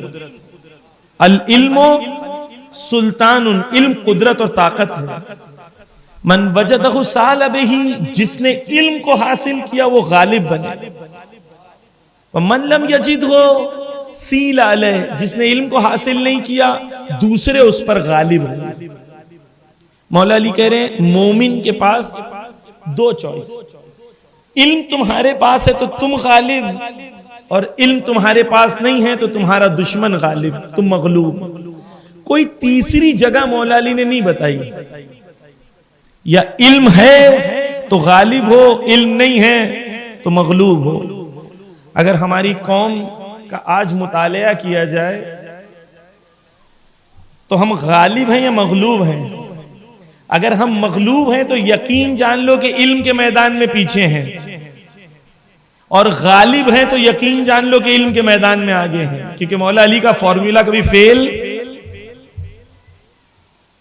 العلم سلطان، علم قدرت ہے۔ آپ کے نزدیک یہاں پر ایک گاؤں ہے جونپور کے پاس، مدھوبتی۔ کتنا دور ہے جونپور یہاں سے؟ 60-70 کلومیٹر نا۔ میں یہاں کے بزرگان سے کہوں گا جا کے گوگل پہ سرچ کریں مدھوبتی گاؤں اور وہاں جا کے آئیں، نزدیک ہے آپ سے، دور نہیں ہے۔ ایک گاؤں ہے جہاں پہ سڑکیں صحیح سے نہیں بنی ہوئی ہیں، لیکن ایک چھوٹے سے گاؤں میں IAS آفیسرز کتنے آپ جانتے ہیں؟ IAS کتنے؟ اندازہ لگائیں کتنے ہوں گے، اندازہ بولیں کتنے ہوں گے ایک گاؤں میں، بولیں بھائی ہاں 2-4 ہوں گے. 47 IAS آفیسر ایک چھوٹے سے گاؤں میں. 47. ہمارے یہاں کتنے ہیں؟ وہ کون سے امام کا انتظار کر رہے ہیں وہ جو اتنی محنت کر رہے ہیں, اور ہم کون سے امام کا انتظار کر رہے ہیں جو بالکل بھی محنت نہیں کر رہے ہیں. العلم سلطان, علم قدرت ہے. علم قدرت. امام کیا کہہ رہے ہیں؟ علم قدرت. بس عزیزان گرامی, دنیا اس وقت امام کے لیے تیار ہو رہی ہے. ایران آج اتنا طاقتور ہے کہ آپ توجہ کیجئے کہ وہ ڈرون جو دنیا میں صرف 2 دیشوں کے پاس تھا, اور وہ ہواؤں میں اتنا اوپر اڑتا تھا کہ دنیا کی کوئی ٹیکنالوجی اس تک پہنچ نہیں سکتی تھی. $400 بلین کا وہ ایک ڈرون تھا. ایران نے اسے ہواؤں میں اس پر قبضہ کر لیا, اور اس سے پورے ان کے سسٹم میں داخل ہوئے, اور پورے سسٹم کا ڈیٹا کاپی کر کے ایران میں لے آئے. یہ علم کی قدرت ایران کے پاس کیسے آئی جانتے ہیں؟ ایک رات کو سب سوئے تھے, سب نے تعویذ پہنے. 10,000 لوگ سوئے تھے, 10,000 لوگوں نے تعویذ پہن کے رات کو سوئے تھے. صبح اٹھے تو اس میں سے 500 نیوکلیئر سائنٹسٹ بن گئے, 500 ڈاکٹر بن گئے, 500 ٹاپ لیول کے انجینئر بن گئے, 500 سائبر سیکیورٹی والے بن گئے. ایسا ہوتا ہے؟ ایسا ہوتا ہے؟ ایسا ہوتا ہے کیا؟ یہ لوگ یا علی مدد بول کے جب میزائل کے بٹن دباتے ہیں, اس کے پہلے 30 سال مولا علی کی اس حدیث پہ عمل کرتے ہیں. 30 سال اس حدیث پہ عمل کرتے ہیں, العلم سلطان, تب یا علی مدد بول کے بٹن دباتے ہیں. عزیزان گرامی, خصوصاً میرے جوانوں, بہت پیچھے رہ گئے ہم لوگ. ہم نے مجلسوں میں سنا انا مدینۃ العلم والیون بابوہا, رسول کہتے ہیں میں علم کا شہر ہوں اور علی اس کے دروازہ. ہم نے اس پہ نقطے لگائے, نعرے لگائے, گھر چلے گئے. اپنے آپ سے کبھی یہ سوال نہیں کیا کہ جس شہر جو شہر رسول ہے, جس کے دروازہ علی ہیں, جو علم کا شہر ہے, آیا میں اس شہر کے اندر ہوں یا باہر ہوں؟ اندر ہوں یا باہر ہوں؟ علی اس شہر کے دروازے پہ کھڑے رہے, مجھے بلاتے رہے, اے میرے شیعہ داخل ہو جا علم حاصل کر لے, اے میرے شیعہ داخل ہو جا علم حاصل کر لے. میں دروازے کو چوم کے روز گھر واپس چلا گیا. بہت پیچھے رہ گئے. آج ہمارے اہل سنت بھائی, ان لوگ 20 سال سے محنت کر رہے ہیں. ان کے انسٹیٹیوٹس ہیں بچوں کو پڑھانے کے لیے, نیٹ کلیئر کرانے کے لیے, IAS بنوانے کے لیے, IPS بنوانے کے لیے. 20 سال سے وہ کام کر رہے ہیں. ہم خواب غفلت میں سوئے, کیونکہ سب کو جنت تو ملنے والی ہے. جس کو ملے یوں وہ کام کرے کیوں. آپ لوگ کیا کہاوت ہے نا, جس کو ملے یوں تو وہ کام کرے کیوں. جب سب کو سب فری میں جنت مل گئی ہے تو کام کیوں کر, محنت کیوں کر. 10 گھنٹہ کون کتاب کھول کے پڑھے گا جب سب فری میں ملنے والے. بہت پیچھے رہ گئے زانی کے نام. خصوصاً علی والے ہر چیز میں پیچھے رہ جائیں, پیسہ نہ ہو, گھر نہ ہو, کپڑا نہ ہو, بہت غریبی ہو, لیکن علم میں پیچھے نہیں رہنا چاہیے. علی والے علم میں پیچھے نہیں رہنا چاہیے. پس عزیزان گرامی, آج ایران بلندیوں پر ہے. کیوں؟ کیونکہ انہوں نے 30 سال میں محنت کی. پوری دنیا ایران کے مخالف تھا, پوری دنیا نہیں چاہتا تھا کہ علم حاصل کرے, لیکن محنت کی, علم حاصل کر لی. ہم بھی اگر جس دن ارادہ کر لیں نا, علی کیا, علی کے بیٹے ہیں, علی کے ماننے والے ہیں, جس دن ارادہ کر لیں علی والے, دنیا کی کوئی طاقت ہاتھ نہیں رکھ سکتی. ارادہ تو کرو. توجہ کیجئے. بس مجھے امام کا ناصر بننا ہے تو مجھے کیا کرنا ہے؟ مجھے علم کے میدان میں آگے بڑھنا ہے. ہم مصائب میں ایک چیز پڑھتے، میں مصائب نہیں شروع کر رہا ہوں، میں پیغام کمپلیٹ کرنا چاہتا ہوں، توجہ کیجئے لیکن غور کیجئے گا اس بات پہ، خصوصاً جوان۔ جب حضرت قاسم لڑنے گئے تھے جنگ، تو حضرت قاسم جب مارتے تھے دشمنوں کو تو پلٹ کے حضرت قاسم حضرت عباس کو دیکھتے تھے، بتاتے تھے، اپنے استاد کو بتاتے تھے، دیکھو یہ وار صحیح کیا نا میں نے۔ کیوں؟ توجہ کیجئے گا، کیونکہ اس زمانے میں جنگ کی جگہ وہ میدان تھی اور ہنر تیر و تلوار چلانے آنا تھا۔ اس زمانے کی جنگ کیا تھی؟ تیر و تلوار، اور ہنر وہ تیر و تلوار کو چلانے آنا چاہیے۔ حضرت عباس کو کیوں کہتے ہیں حضرت عباس کی طرف ہم لوگ مصائب میں کہتے ہیں؟ توجہ کیجئے گا کہ جب تک مولا زندہ تھے تو اہل حرم آرام سے سوتے تھے اور دشمن بے چین رہتے تھے، ایسے ہی ہے نا؟ ایسے ہی ہے۔ کیوں؟ کیونکہ مولا عباس اپنے ہنر میں اتنے ماہر تھے کہ دشمن ان کی مہارت کی وجہ سے پریشان تھا، لرزہ آتا تھا اسے۔ عباس کی سیرت پہ چلنا یعنی کیا؟ آج تم اپنے علم کے میدان میں اتنے طاقتور بن جاؤ کہ ظالم تمہارے وجود سے ڈرے اور مظلوم تمہارے وجود سے امید لگائے۔ آج آپ سائبر سیکیورٹی میں آگے بڑھے۔ آج جنگ کیسے ہوتی ہے؟ آپ ادھر بیٹھے ہیں، میں ادھر بیٹھا ہوں، اس وقت ایران اور امریکہ کی جنگ ہو رہی ہے، آپ جانتے ہیں کیسے؟ کمپیوٹر اٹیکس ہوتے ہیں۔ مثلا ایران سے اٹیک ہوا، ٹویٹر جو ہے، ٹویٹر ہیک کر لیا، ٹویٹر پر فوٹو آیا لبیک یا خامنئی۔ اب جو ٹویٹر کھول رہا ہے ہر آدمی دیکھ رہا ہے لبیک یا خامنئی۔ کیوں؟ کیونکہ اٹیک ہوتا ہے، سائبر اٹیک کہتے ہیں اسے۔ دشمن کی بڑی بڑی کمپنیوں پہ حملہ کرتے ہیں جو ظالمین کی کمپنی ہوتی ہیں، اور ان کا پورا ڈیٹا روک لیتے ہیں، اس کو انکرپٹ کر دیتے ہیں۔ اب وہ بیچارہ کمپیوٹر کھول رہے ہیں، ان کے 1,00,000 امپلائی ہیں، کمپیوٹر کھول رہے ہیں، کچھ دکھ ہی نہیں رہا ان کو۔ کیوں؟ کیونکہ ایران نے قبضہ کر لیا۔ یہ جنگ ہے، جنگ کی جگہ بدل گئی۔ امام زمانہ کا سپاہی آج کی جنگ میں تیار ہوگا، آج کی جنگ میں تیار ہوگا۔ حضرت عباس کیسے اس زمانے میں، ویسے آپ کو آج بننا پڑے گا۔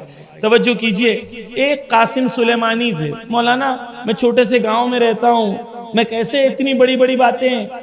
مولانا آپ یہ تو بہت بڑی بڑی باتیں کر رہے ہیں، اہل بیت والے چھوٹی بات کبھی کرتے ہی نہیں ہیں۔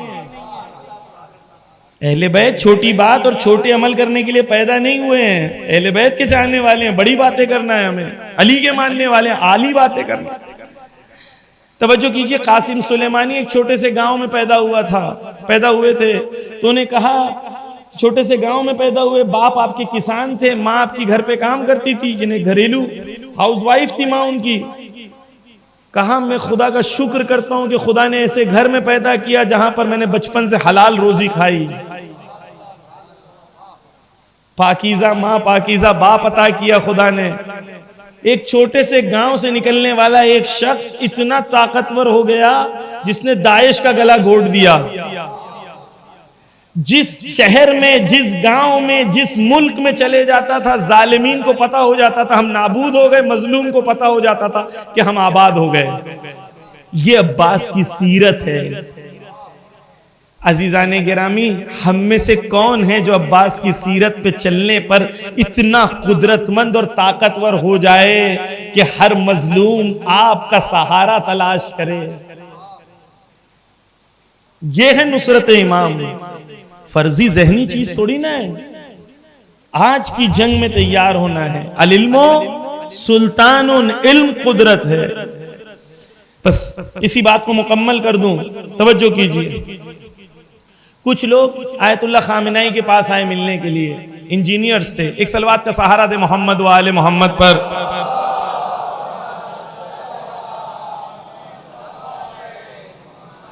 توجہ کیجئے، باتوں کو سمیٹ رہا ہوں لیکن چاروں مکمل ایک بات آپ تک پہنچا سکوں انشاءاللہ۔ امام زمانہ نے اگر مدد کی، ان کی تائید رہی انشاءاللہ۔ توجہ کیجئے، آیت اللہ خامنائی سے کچھ انجینئرز کچھ ملنے آئے ایرانی، اور انہوں نے آ کے کہا دیکھو ہمارے پاس جرمنی سے انجینئرز آئے تھے، تو جرمن کے انجینئر کو پتا چلا کہ بھائی، ہم نے ان کو بتایا کہ آج بائیو ٹیکنالوجی میں ایران دنیا میں ٹاپ 5 کنٹری میں، نینو ٹیکنالوجی میں ٹاپ 7 کنٹری میں، آج نیوکلیئر سائنس میں، نیوکلیئر انرجی میں ایران ٹاپ 5 کنٹری میں، آج یہ علم میں ٹاپ 10 میں ہے، وہ علم میں ٹاپ 15 میں، پوری دنیا کے علوم کے اندر ایران کہیں 5 نمبر پر، کہیں 7 نمبر پر، کہیں 10 نمبر پر، بڑے بڑے علوم کے اندر ایران اس وقت نمبر ٹاپ 10 میں ہے۔ اور پھر وہ انجینئرز جرمنی والوں نے ایرانیوں کو کہا کہ تمہارے اوپر سینکشن لگے ہوئے ہیں، اس کے بعد تم اتنے کامیاب ہو گئے۔ سوچو کہ سینکشنز نہ لگے ہوتے تو تم کتنے کامیاب ہوتے، سینکشنز کے بعد تم اتنے کامیاب ہوئے، سوچو سینکشنز نہ لگے ہوتے تو تم کتنے کامیاب ہوتے۔ آیت اللہ خامنائی مسکرائے اور مسکرا کے کہتے ہیں کہ اگر سینکشنز نہ لگے ہوتے تو ہم کچھ نہیں کرتے۔ کسی بھی قوم کی ترقی کے لیے ایک زندہ دشمن کا ہونا بہت ضروری ہے۔ کسی بھی قوم کی ترقی کے لیے ایک زندہ دشمن کا ہونا ضروری ہے، کیونکہ زندہ دشمن نہیں ہوتا تو خود ایک دوسرے کو دشمن بنا لیتے۔ آج ایک زندہ دشمن موجود ہے، آج زندہ دشمن تمہاری آنکھوں میں آنکھیں ڈال کے روز چیلنج کرتا ہے۔ کیسے لڑے؟ جذباتی ہو کے، نعرے لگا کے، یا علی کی راہ پہ چل کے۔ علی کیا کہتے ہیں؟ ہمارا جہاد کون سا ہے؟ العلم سلطان۔ کیسے لڑنا ہے ہمیں؟ علم حاصل کر، علم کے میدان میں آگے بڑھ کے، قدرت کو اپنے ہاتھوں میں لے کے۔ عزیزان گرامی، بس سنیے آخری چیز، میں یہاں پہ جو بزرگان ہیں ان سے 10 بستہ گزارش کروں گا۔ 13 سے 26 سال کے جو آپ کے بچے ہیں، یہ آپ کا فیوچر ہے۔ 13 سے 26 سال اگر محنت کی تو 27 سے لے کے بچی ہوئی زندگی آرام سے گزرے گی، اور 13 سے 26 اگر محنت نہیں کی تو 27 سے بچی ہوئی زندگی تمہیں محنت کرنی ہوگی۔ محنت تمہیں کرنی ہے، یا 13 سے 26 کتابوں کے ساتھ کرو، یا 27 کے بعد سعودی اور کویت میں جا کے گرمی میں جا کے کرو۔ محنت کرنی ہے۔ توجہ کیجئے، میں ایک بات آپ سے کہتا ہوں، بار بار میں ہر جگہ کہتا ہوں، اور بالکل جرأت سے کہتا ہوں، کیونکہ مجھے لگتا ہے میری ذمہ داری ہے اس بات کو کرنا ہے۔ 13 سے 26 سال کے بچوں کو کلچرل ایکٹیویٹی میں ان کے وقت کو ضائع نہ کرو۔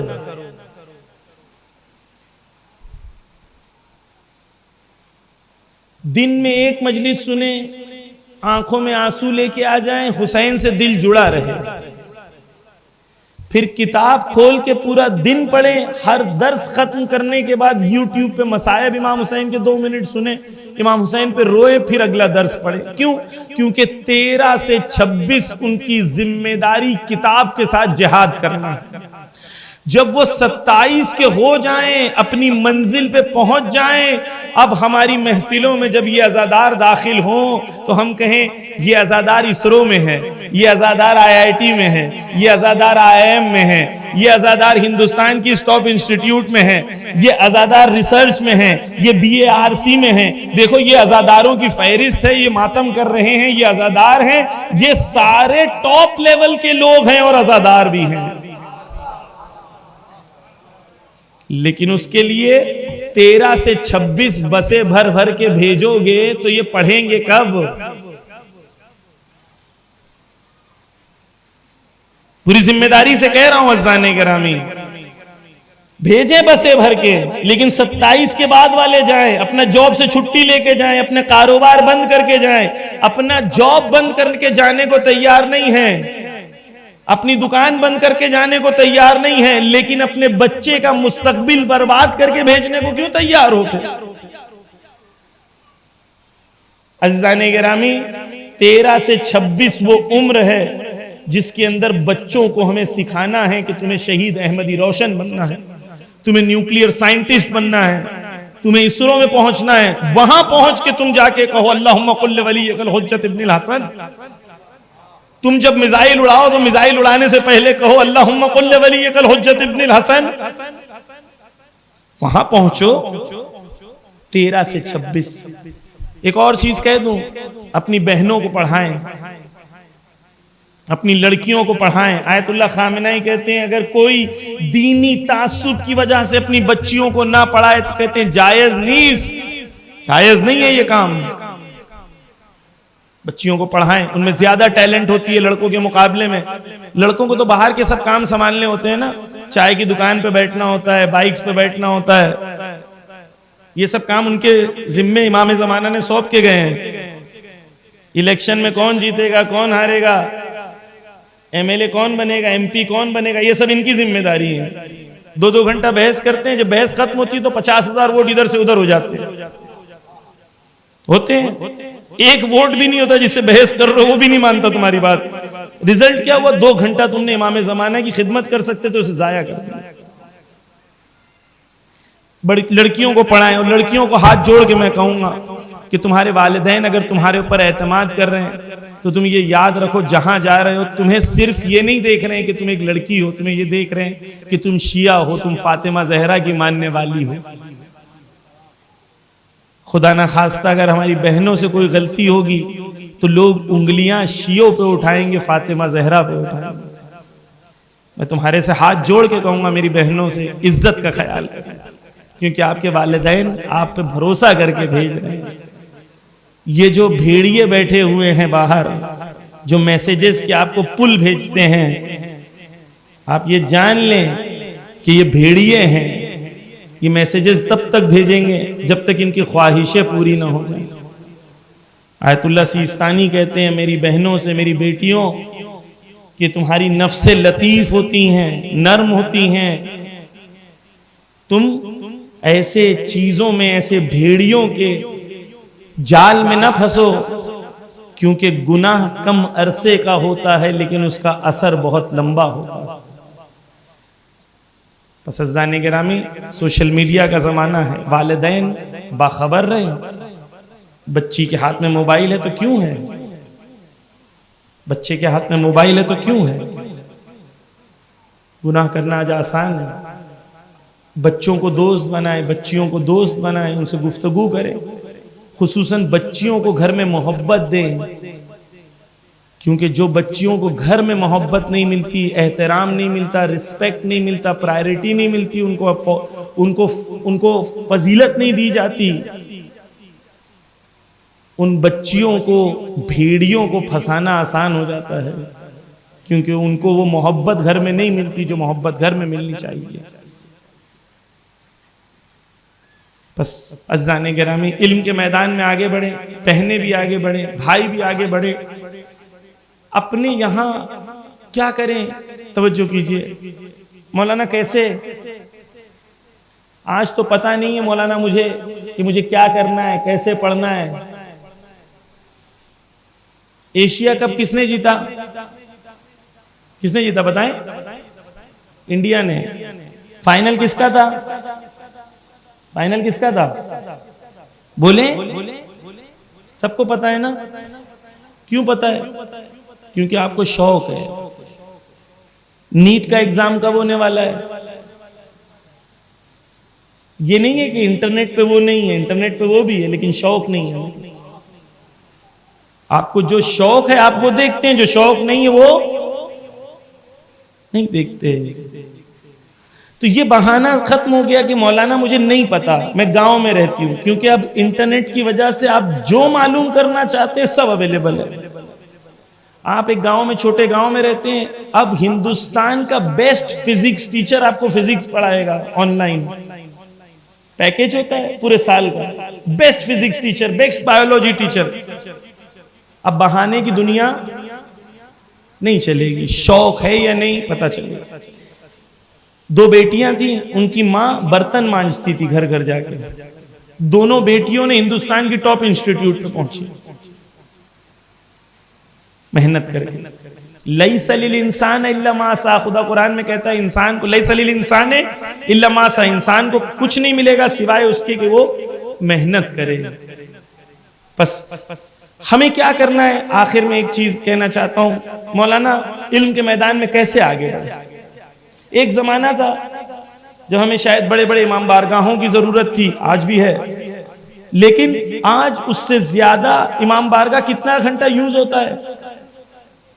بچے ہوئے وقت پہ امام بارگاہ میں کیا ہوتا ہے, یوٹیلائز کریں, فرسٹ فلور بنائیں, اپنی قوم کے بچوں کی وہاں تربیت کریں. توجہ کیجئے, آج کیا ہے, آج ہمیں ضرورت ہے کہ جو میں نے 13 سے 26 کہا ہے اسی کے سلسلے میں ایک بات کہہ دیتا ہوں پھر ربط مسائل, کہ آج 8ویں کے بعد بچوں کو پڑھائی نہیں کراتے, اسکول نہیں بھیجتے. 9ویں سے لے کے 12ویں تک بچوں کو پڑھایا جاتا ہے پرائیویٹ, تاکہ 10ویں اور 12ویں پرائیویٹ دلاتے ہیں تاکہ 12ویں کے بعد ہونے والے کامن انٹرنس ایگزام جو پورے ہندوستان میں ہوتے ہیں, کچھ نیشنل لیول پر ہوتے ہیں, کچھ اسٹیٹ لیول پر ہوتے ہیں, آپ پڑھائی ایک کرتے ہیں, ایگزام 30 دیتے ہیں. بہت سارے ایگزامز دیتے ہیں آپ, یہاں نہیں ہوں گے تو وہاں ہو جائیں گے, وہاں نہیں تو وہاں. پڑھائی ایک ہوتی ہے, وہی کتابیں پڑھنی ہیں, لیکن آپ پلاننگ سے پڑھتے ہیں 9ویں سے 12ویں تک, کہ 12ویں کے بعد آپ ہندوستان کی ٹاپ انسٹیٹیوٹ پہ پہنچ جائیں. اگر آپ وہاں پہنچ گئے, باقی تو آپ خود ہی جھیل لیں گے, کر لیں گے. آپ وہاں نہیں پہنچے تو پوری زندگی اسٹرگل کریں گے. بس ہمیں کیا ضرورت ہے, ہر گاؤں میں, ہر محلے میں ایک چھوٹا سا ایریا ہو جسے ایکسلنس سینٹر کہتے ہیں. یعنی کیا, یعنی آن لائن کورس ہوتا ہے 9ویں سے 12ویں تک کا, ہر سال 3000 روپیہ خرچ ہوتا ہے, پیکیج لیا جاتا ہے 3000 روپے کا, اور بچے کو صبح 8 سے رات کو 8 بجے تک اس محلے میں رہنا پڑتا ہے. وہ صبح آئے گا بچہ یا بچی, 8 بجے سے رات کو 8 بجے تک وہیں رہے گا, موبائل نہیں ہوگا اس کے ہاتھ میں, وہیں نماز پڑھنا ہے, وہیں کھانا کھانا ہے, وہیں اسکول کی پڑھائی کرنا ہے, وہیں ٹیوشن پڑھنا ہے, وہیں پر ہوم ورک کرنا ہے, وہیں پر ایگزام دینا ہے. 4 سال یا 3 سال انہیں محنت کرنی ہے, اور ہر روز تیار ہونا ہے کس کے لیے, 12ویں کے بعد ہونے والے کامن انٹرنس ایگزام کے لیے. 12ویں کے بعد, اور اگر اس میں کلک کر گئے بس. ابھی الحمدللہ جلال پور کی 2 بچیاں پچھلے سال انہوں نے نیٹ کلیئر کیا, بہت ہی غریب گھر سے ہماری بچیاں تھیں, ہمارے لیے آنکھوں کا تاج ہیں وہ. یہ سال 5 بچوں نے نیٹ کلیئر کیا جلال پور کے, ڈاکٹر بن رہے ہیں یہ سال. ہم کیوں پیچھے رہے, کیوں؟ اب یہ بہانے ختم کر دیں. عزیزان گرامی, چھوٹا گاؤں ہے اور یہاں نہیں ہے, وہاں نہیں ہے. اب اگر آپ کے پاس ارادہ ہے تو آپ کو کوئی روک نہیں سکتا, محنت کرنے کا ارادہ ہے تو کوئی روک نہیں سکتا. ارادہ ہمارا کمزور ہے, اور اس کی مشکل کیا ہے کہ جنت ہم نے بانٹ دی فری میں, محنت سے لوگوں کو دور کر دیا. بس ایکسلنس سینٹر میں کیا ہوگا, آپ کو بہت خرچہ کرنے کی ضرورت نہیں ہے. 20 بچے 30 بچے اپنے گاؤں کے چنے جو اچھے پڑھنے والے ہیں, ان کے لیے 15 سال 13 سال کا پلان ہے. جو آج شروع کرے گا وہ 5 سال 6 سال کے بعد آپ کو ریزلٹ دے گا. 2 درخت ہوتے ہیں یہاں پر, شاید یہاں ہوتا ہے نا, یہاں پہ باغات ہوتے ہیں نا, باغات اور کھیتی ہوتی ہے. کچھ کھیتی ہوتی ہے, آپ رائس, آپ گیہوں یا وہ چاول آج ڈالیں, کتنے مہینے میں آپ کو گیہوں ملتا ہے؟ 3 مہینے میں گیہوں مل جاتا ہے, لیکن ایک ہی بار ملتا ہے نا, ایک ہی بار ملتا ہے. لیکن اگر آم کا درخت ڈالو گے تو اسے کتنے سال لگیں گے آم دینے کے لیے، لیکن ایک بار نہیں دے گا، وہ سال سال آپ کو آم دیتا رہے گا۔ ہمیں قوم کے اندر وہ درخت لگانے ہیں جو ہمیں بہت عرصے کے بعد پھل دے، لیکن پوری زندگی پھل دے۔ ہمارے بچوں کو وہ پھل بنانا ہے۔ بس عزیزان گرامی، ایکسیلنس سینٹر بنائیں۔ اس کے اندر کیا کیا چیزوں کی ضرورت ہوتی ہے؟ آپ کو ایک کمپیوٹر لیب کی ضرورت ہوتی ہے کہ آپ کے 10 بچے ہیں تو 10 کمپیوٹر لگا دیں۔ ایک لائبریری بنا دیں جہاں وہ بیٹھ کے پڑھائی کریں، ایک کمپیوٹر پہ پڑھیں گے، اور ایک مینٹر چاہیے ہوتا ہے جس کو آپ اچھی سیلری دے کے اس کو ادھر رکھیں تاکہ وہ جو آن لائن پڑھ رہے ہیں یا پڑھ رہی ہیں وہ اس کی ہدایت کرتا رہے، اس کو اچھی سیلری دے کے رکھیں۔ یہ سینٹر ہر سال اگر 20 بچے لیتا رہا تو 10 سال کے بعد آپ کی قوم میں 200 ایسے بچے ہوں گے جو ہندوستان کی ٹاپ انسٹیٹیوٹ پہ موجود ہوں گے۔ لیکن محنت کریں، ہارڈ ورک کریں، بچے محنت کریں، بزرگان ان کو سپورٹ کریں، اور ان چیزوں سے بچوں کو بچائیں جو چیزیں میں بچوں کے وقت ضائع ہو رہے ہیں۔ ابھی میں آیا تو مجھے لینے کے لیے اسکوٹرز پر آئے تھے جوان، میں نے اپنے آپ سے سوال کیا، یہ پڑھ کیوں نہیں رہے؟ ان کی پڑھائی کرنے کی عمر ہے، ان کی علم حاصل کرنے کی عمر ہے، مولانا کے آگے اللہ نعرے لگانے کی عمر نہیں ہے۔ میں اس سے خوش نہیں ہوتا ہوں، خیر ان کی محبت اپنی جگہ پر ہے، وہ مجھے نہیں، وہ امام زمانہ کے لیے کر رہے ہیں، انہیں لگ رہا ہے امام زمانہ کو کوئی نمائندہ آیا ہے، لیکن ان کی عمر کی میں کب خوش ہوں گا؟ جب امام زمانہ خوش ہوں گے۔ امام زمانہ کب خوش ہوں گے؟ جب ان میں سے ایک بچہ آ کے کہے گا مولانا میں IIT میں میرا ایڈمیشن ہو گیا۔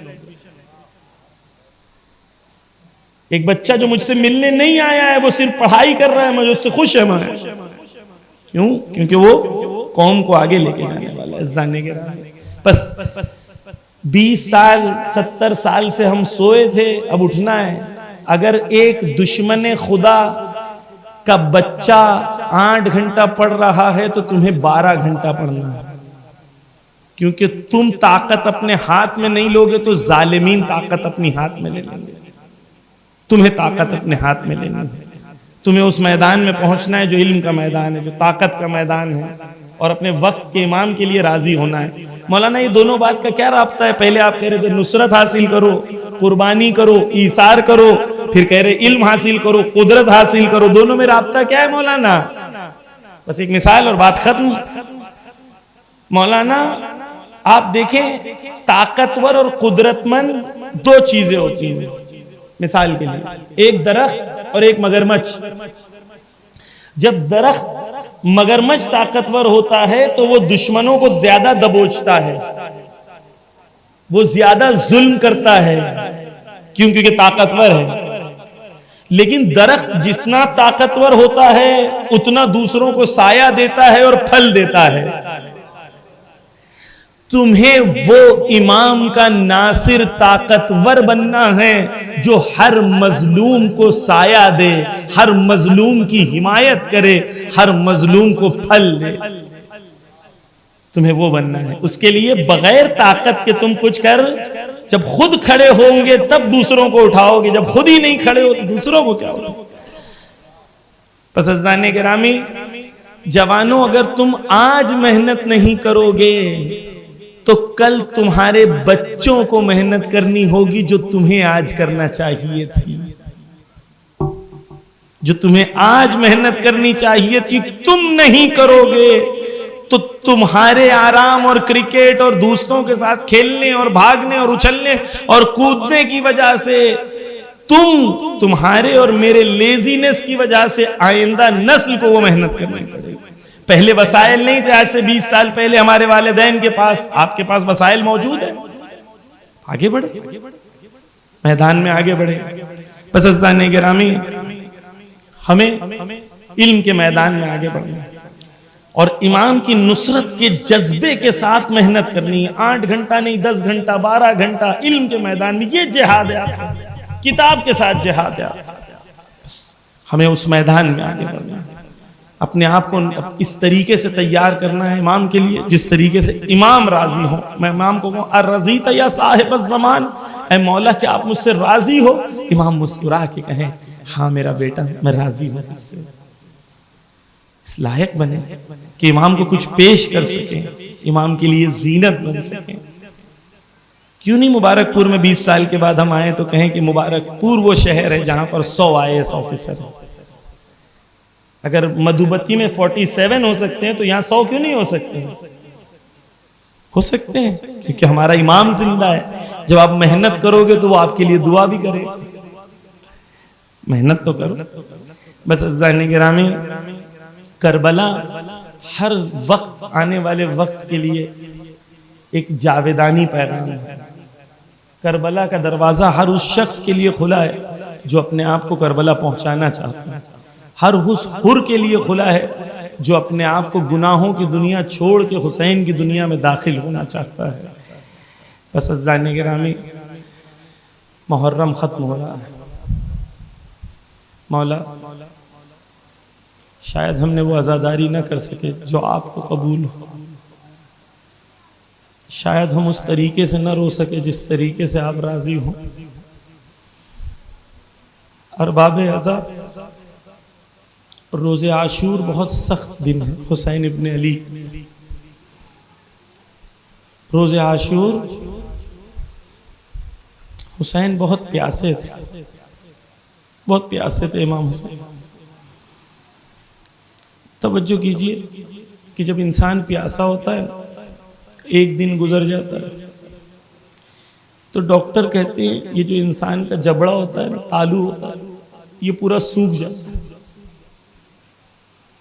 جب انسان کو پیاس لگتی ہے تو معمولاً انسان اپنی زبان کو اپنے تالو پر لگا دیتا ہے تاکہ تھوڑی گرمی کا، تھوڑی نرمی کا احساس کرے. ڈاکٹرز کہتے ہیں جب تیسرا دن ہوتا ہے تو جیسے ہی زبان تالو پہ لگتی ہے تو انسان کو ایسا لگتا ہے کہ کانٹے سے کانٹا لگ رہا ہو. اس لیے جب علی اکبر نے کہا مولا پیاس مارے ڈالتی ہے اور مولا نے زبان چسائی تو فوراً علی اکبر پیچھے ہٹ گئے. بابا آپ کی زبان پہ تو کانٹے لگے ہوئے ہیں بابا. اور باب اعظم حسین بہت پیاسے تھے کربلا میں. بس وہ منزل بھی آئی کہ حسین نے سب کو الوداع کیا. اور جب حسین نے سب کو الوداع کیا اور باہر نکلے ہیں، دلدل پہ سوار ہوئے حسین، تو دلدل چلنے کو تیار نہیں تھا. مولا نے دیکھا نیچے کیا ہے، دیکھا ایک چھوٹی سی بچی ہے جو دلدل کے پیروں سے لپٹی ہوئی ہے. ارے میری بیٹی. سکینہ نے بابا کو بلایا، بابا آ جائیے. بابا کہا میری بیٹی کیا چاہتی ہو؟ سکینہ کہتی ہے بابا بابا آخری بار مجھے سینے پہ سنا لے. بابا جن کی چھوٹی بچیاں ہیں وہ جانتے ہیں کہ جب چھوٹی بچی ہوتی ہے، جب بابا گھر آتا ہے تو سب سے پہلے چھوٹی بچی بھاگ بھاگ کے کہتی ہے بابا بابا بابا، گلے لگا لیتی ہے، بابا کے سینے پہ سوتی ہے. مجھے نہیں پتا کہ حسین اور سکینہ جب دونوں ایک دوسرے سے ایسی محبت کرتے تھے تو یہ آخری بار جب گلے لگے ہوں گے تو کس طریقے سے گلے لگے ہوں گے، اور جب جدا ہوئے ہوں گے تو کس طریقے سے جدا ہوئے ہوں گے. ارباب اعظم بس حسین گئے اور حسین نے جنگ کی، قیامت کی جنگ حسین نے کی. کبھی حملہ کر کے کہتے تھے ارے تم نے میرے اون محمد کو مار دیا، کبھی کہتے تھے تم نے میرے حبیب مسلم کو مار دیا، کبھی ترائی کی طرف نظر کر کے کہتے تھے میرے بھیا. دشمنوں کو کہتے تھے تم نے میرے عباس کو مار ڈالا. ارباب ایسا وہ منزل بھی آئی کہ حسین سنبھلنا چاہتے تھے گھوڑے پر. ایک شکی نے پتھر پھینکا، سر مبارک پر لگا. حسین گھوڑے پہ نہ سنبھل سکے، حسین زمین پر آ گئے. ارے دشمن کو پتا چلا جس کے پاس جو تھا، کوئی تیروں سے کوئی نیزوں سے، جس کے پاس کچھ نہ تھا، ارے وہ ریت لے کے زخموں میں ریت مار رہا تھا۔ ارباب اعزاز، ارے وہ منزل بھی آئی کہ ٹلے زینبیہ پہ زینب ہے، اپنے ماں جائے کو قتل ہوتے دیکھ رہی ہے۔ ارے پسرے ساتھ، ارے کیا کر رہا ہے؟ ارباب اعزاز بس منزلیں گزرتی رہی، شام غریبہ آ گئی۔ شام غریبہ میں خیموں میں آگ لگائی گئی۔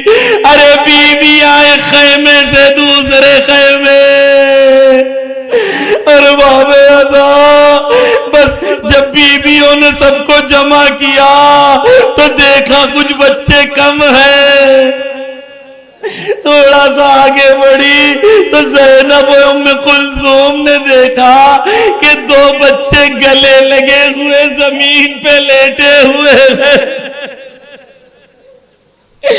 سمجھے کہ تھک گئے ہیں، ارے تھکن کی وجہ سے اس طریقے سے سوئے ہوئے، لیکن کیا دیکھا جب نزدیک گئی تو ٹاپوں کے نشان، ارے یہ بچے اس دنیا سے چلے گئے۔ ڈھونڈتے ڈھونڈتے سکینہ کو ڈھونڈ رہی تھی۔ ارے میرے بھیا کی امانت کہاں ہے؟ سکینہ کہاں ہے؟ ارے میرے بھیا کی امانت کہاں ہے؟ ارباب اعزاز ارے کیا دیکھا کہ ایک بچی ایک لاشے سے لپٹی ہوئی رو رہی ہے۔ ارے سکینہ لاشے کو کیسے پہچانا؟ کیونکہ لاشے کو یا سر سے پہچانتے ہیں یا عرب انگشتر سے پہچانتے تھے۔ سر تو موجود نہ تھا، سر کو زب کر دیا گیا تھا۔ ارے جب وہ ملعون نے کہا تھا لوٹ لو تو ایک شکی آتا ہے حسین کی انگوٹھی، ارے جب انگوٹھی نہیں نکلتی تو انگلیاں سے بگڑ دیتا۔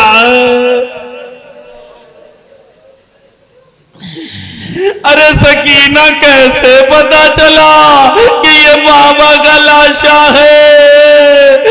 ارے جب میں میدان کربلا میں بابا بابا بابا کہہ کے آوازیں بلند کر رہی تھی تو ایک لاشے سے آواز آئی، الیہ الیہ یا بنیا، ارے میری بیٹی میرے پاس آ جا۔ ارباب اعزاز یہ وہی بچی ہے جو پورا سفر طے کرتی رہی۔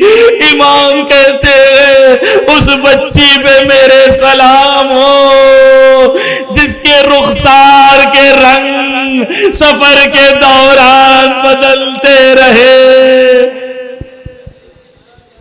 یعنی جب بھی پانی مانگتی تھی تو تماچے پڑتے تھے۔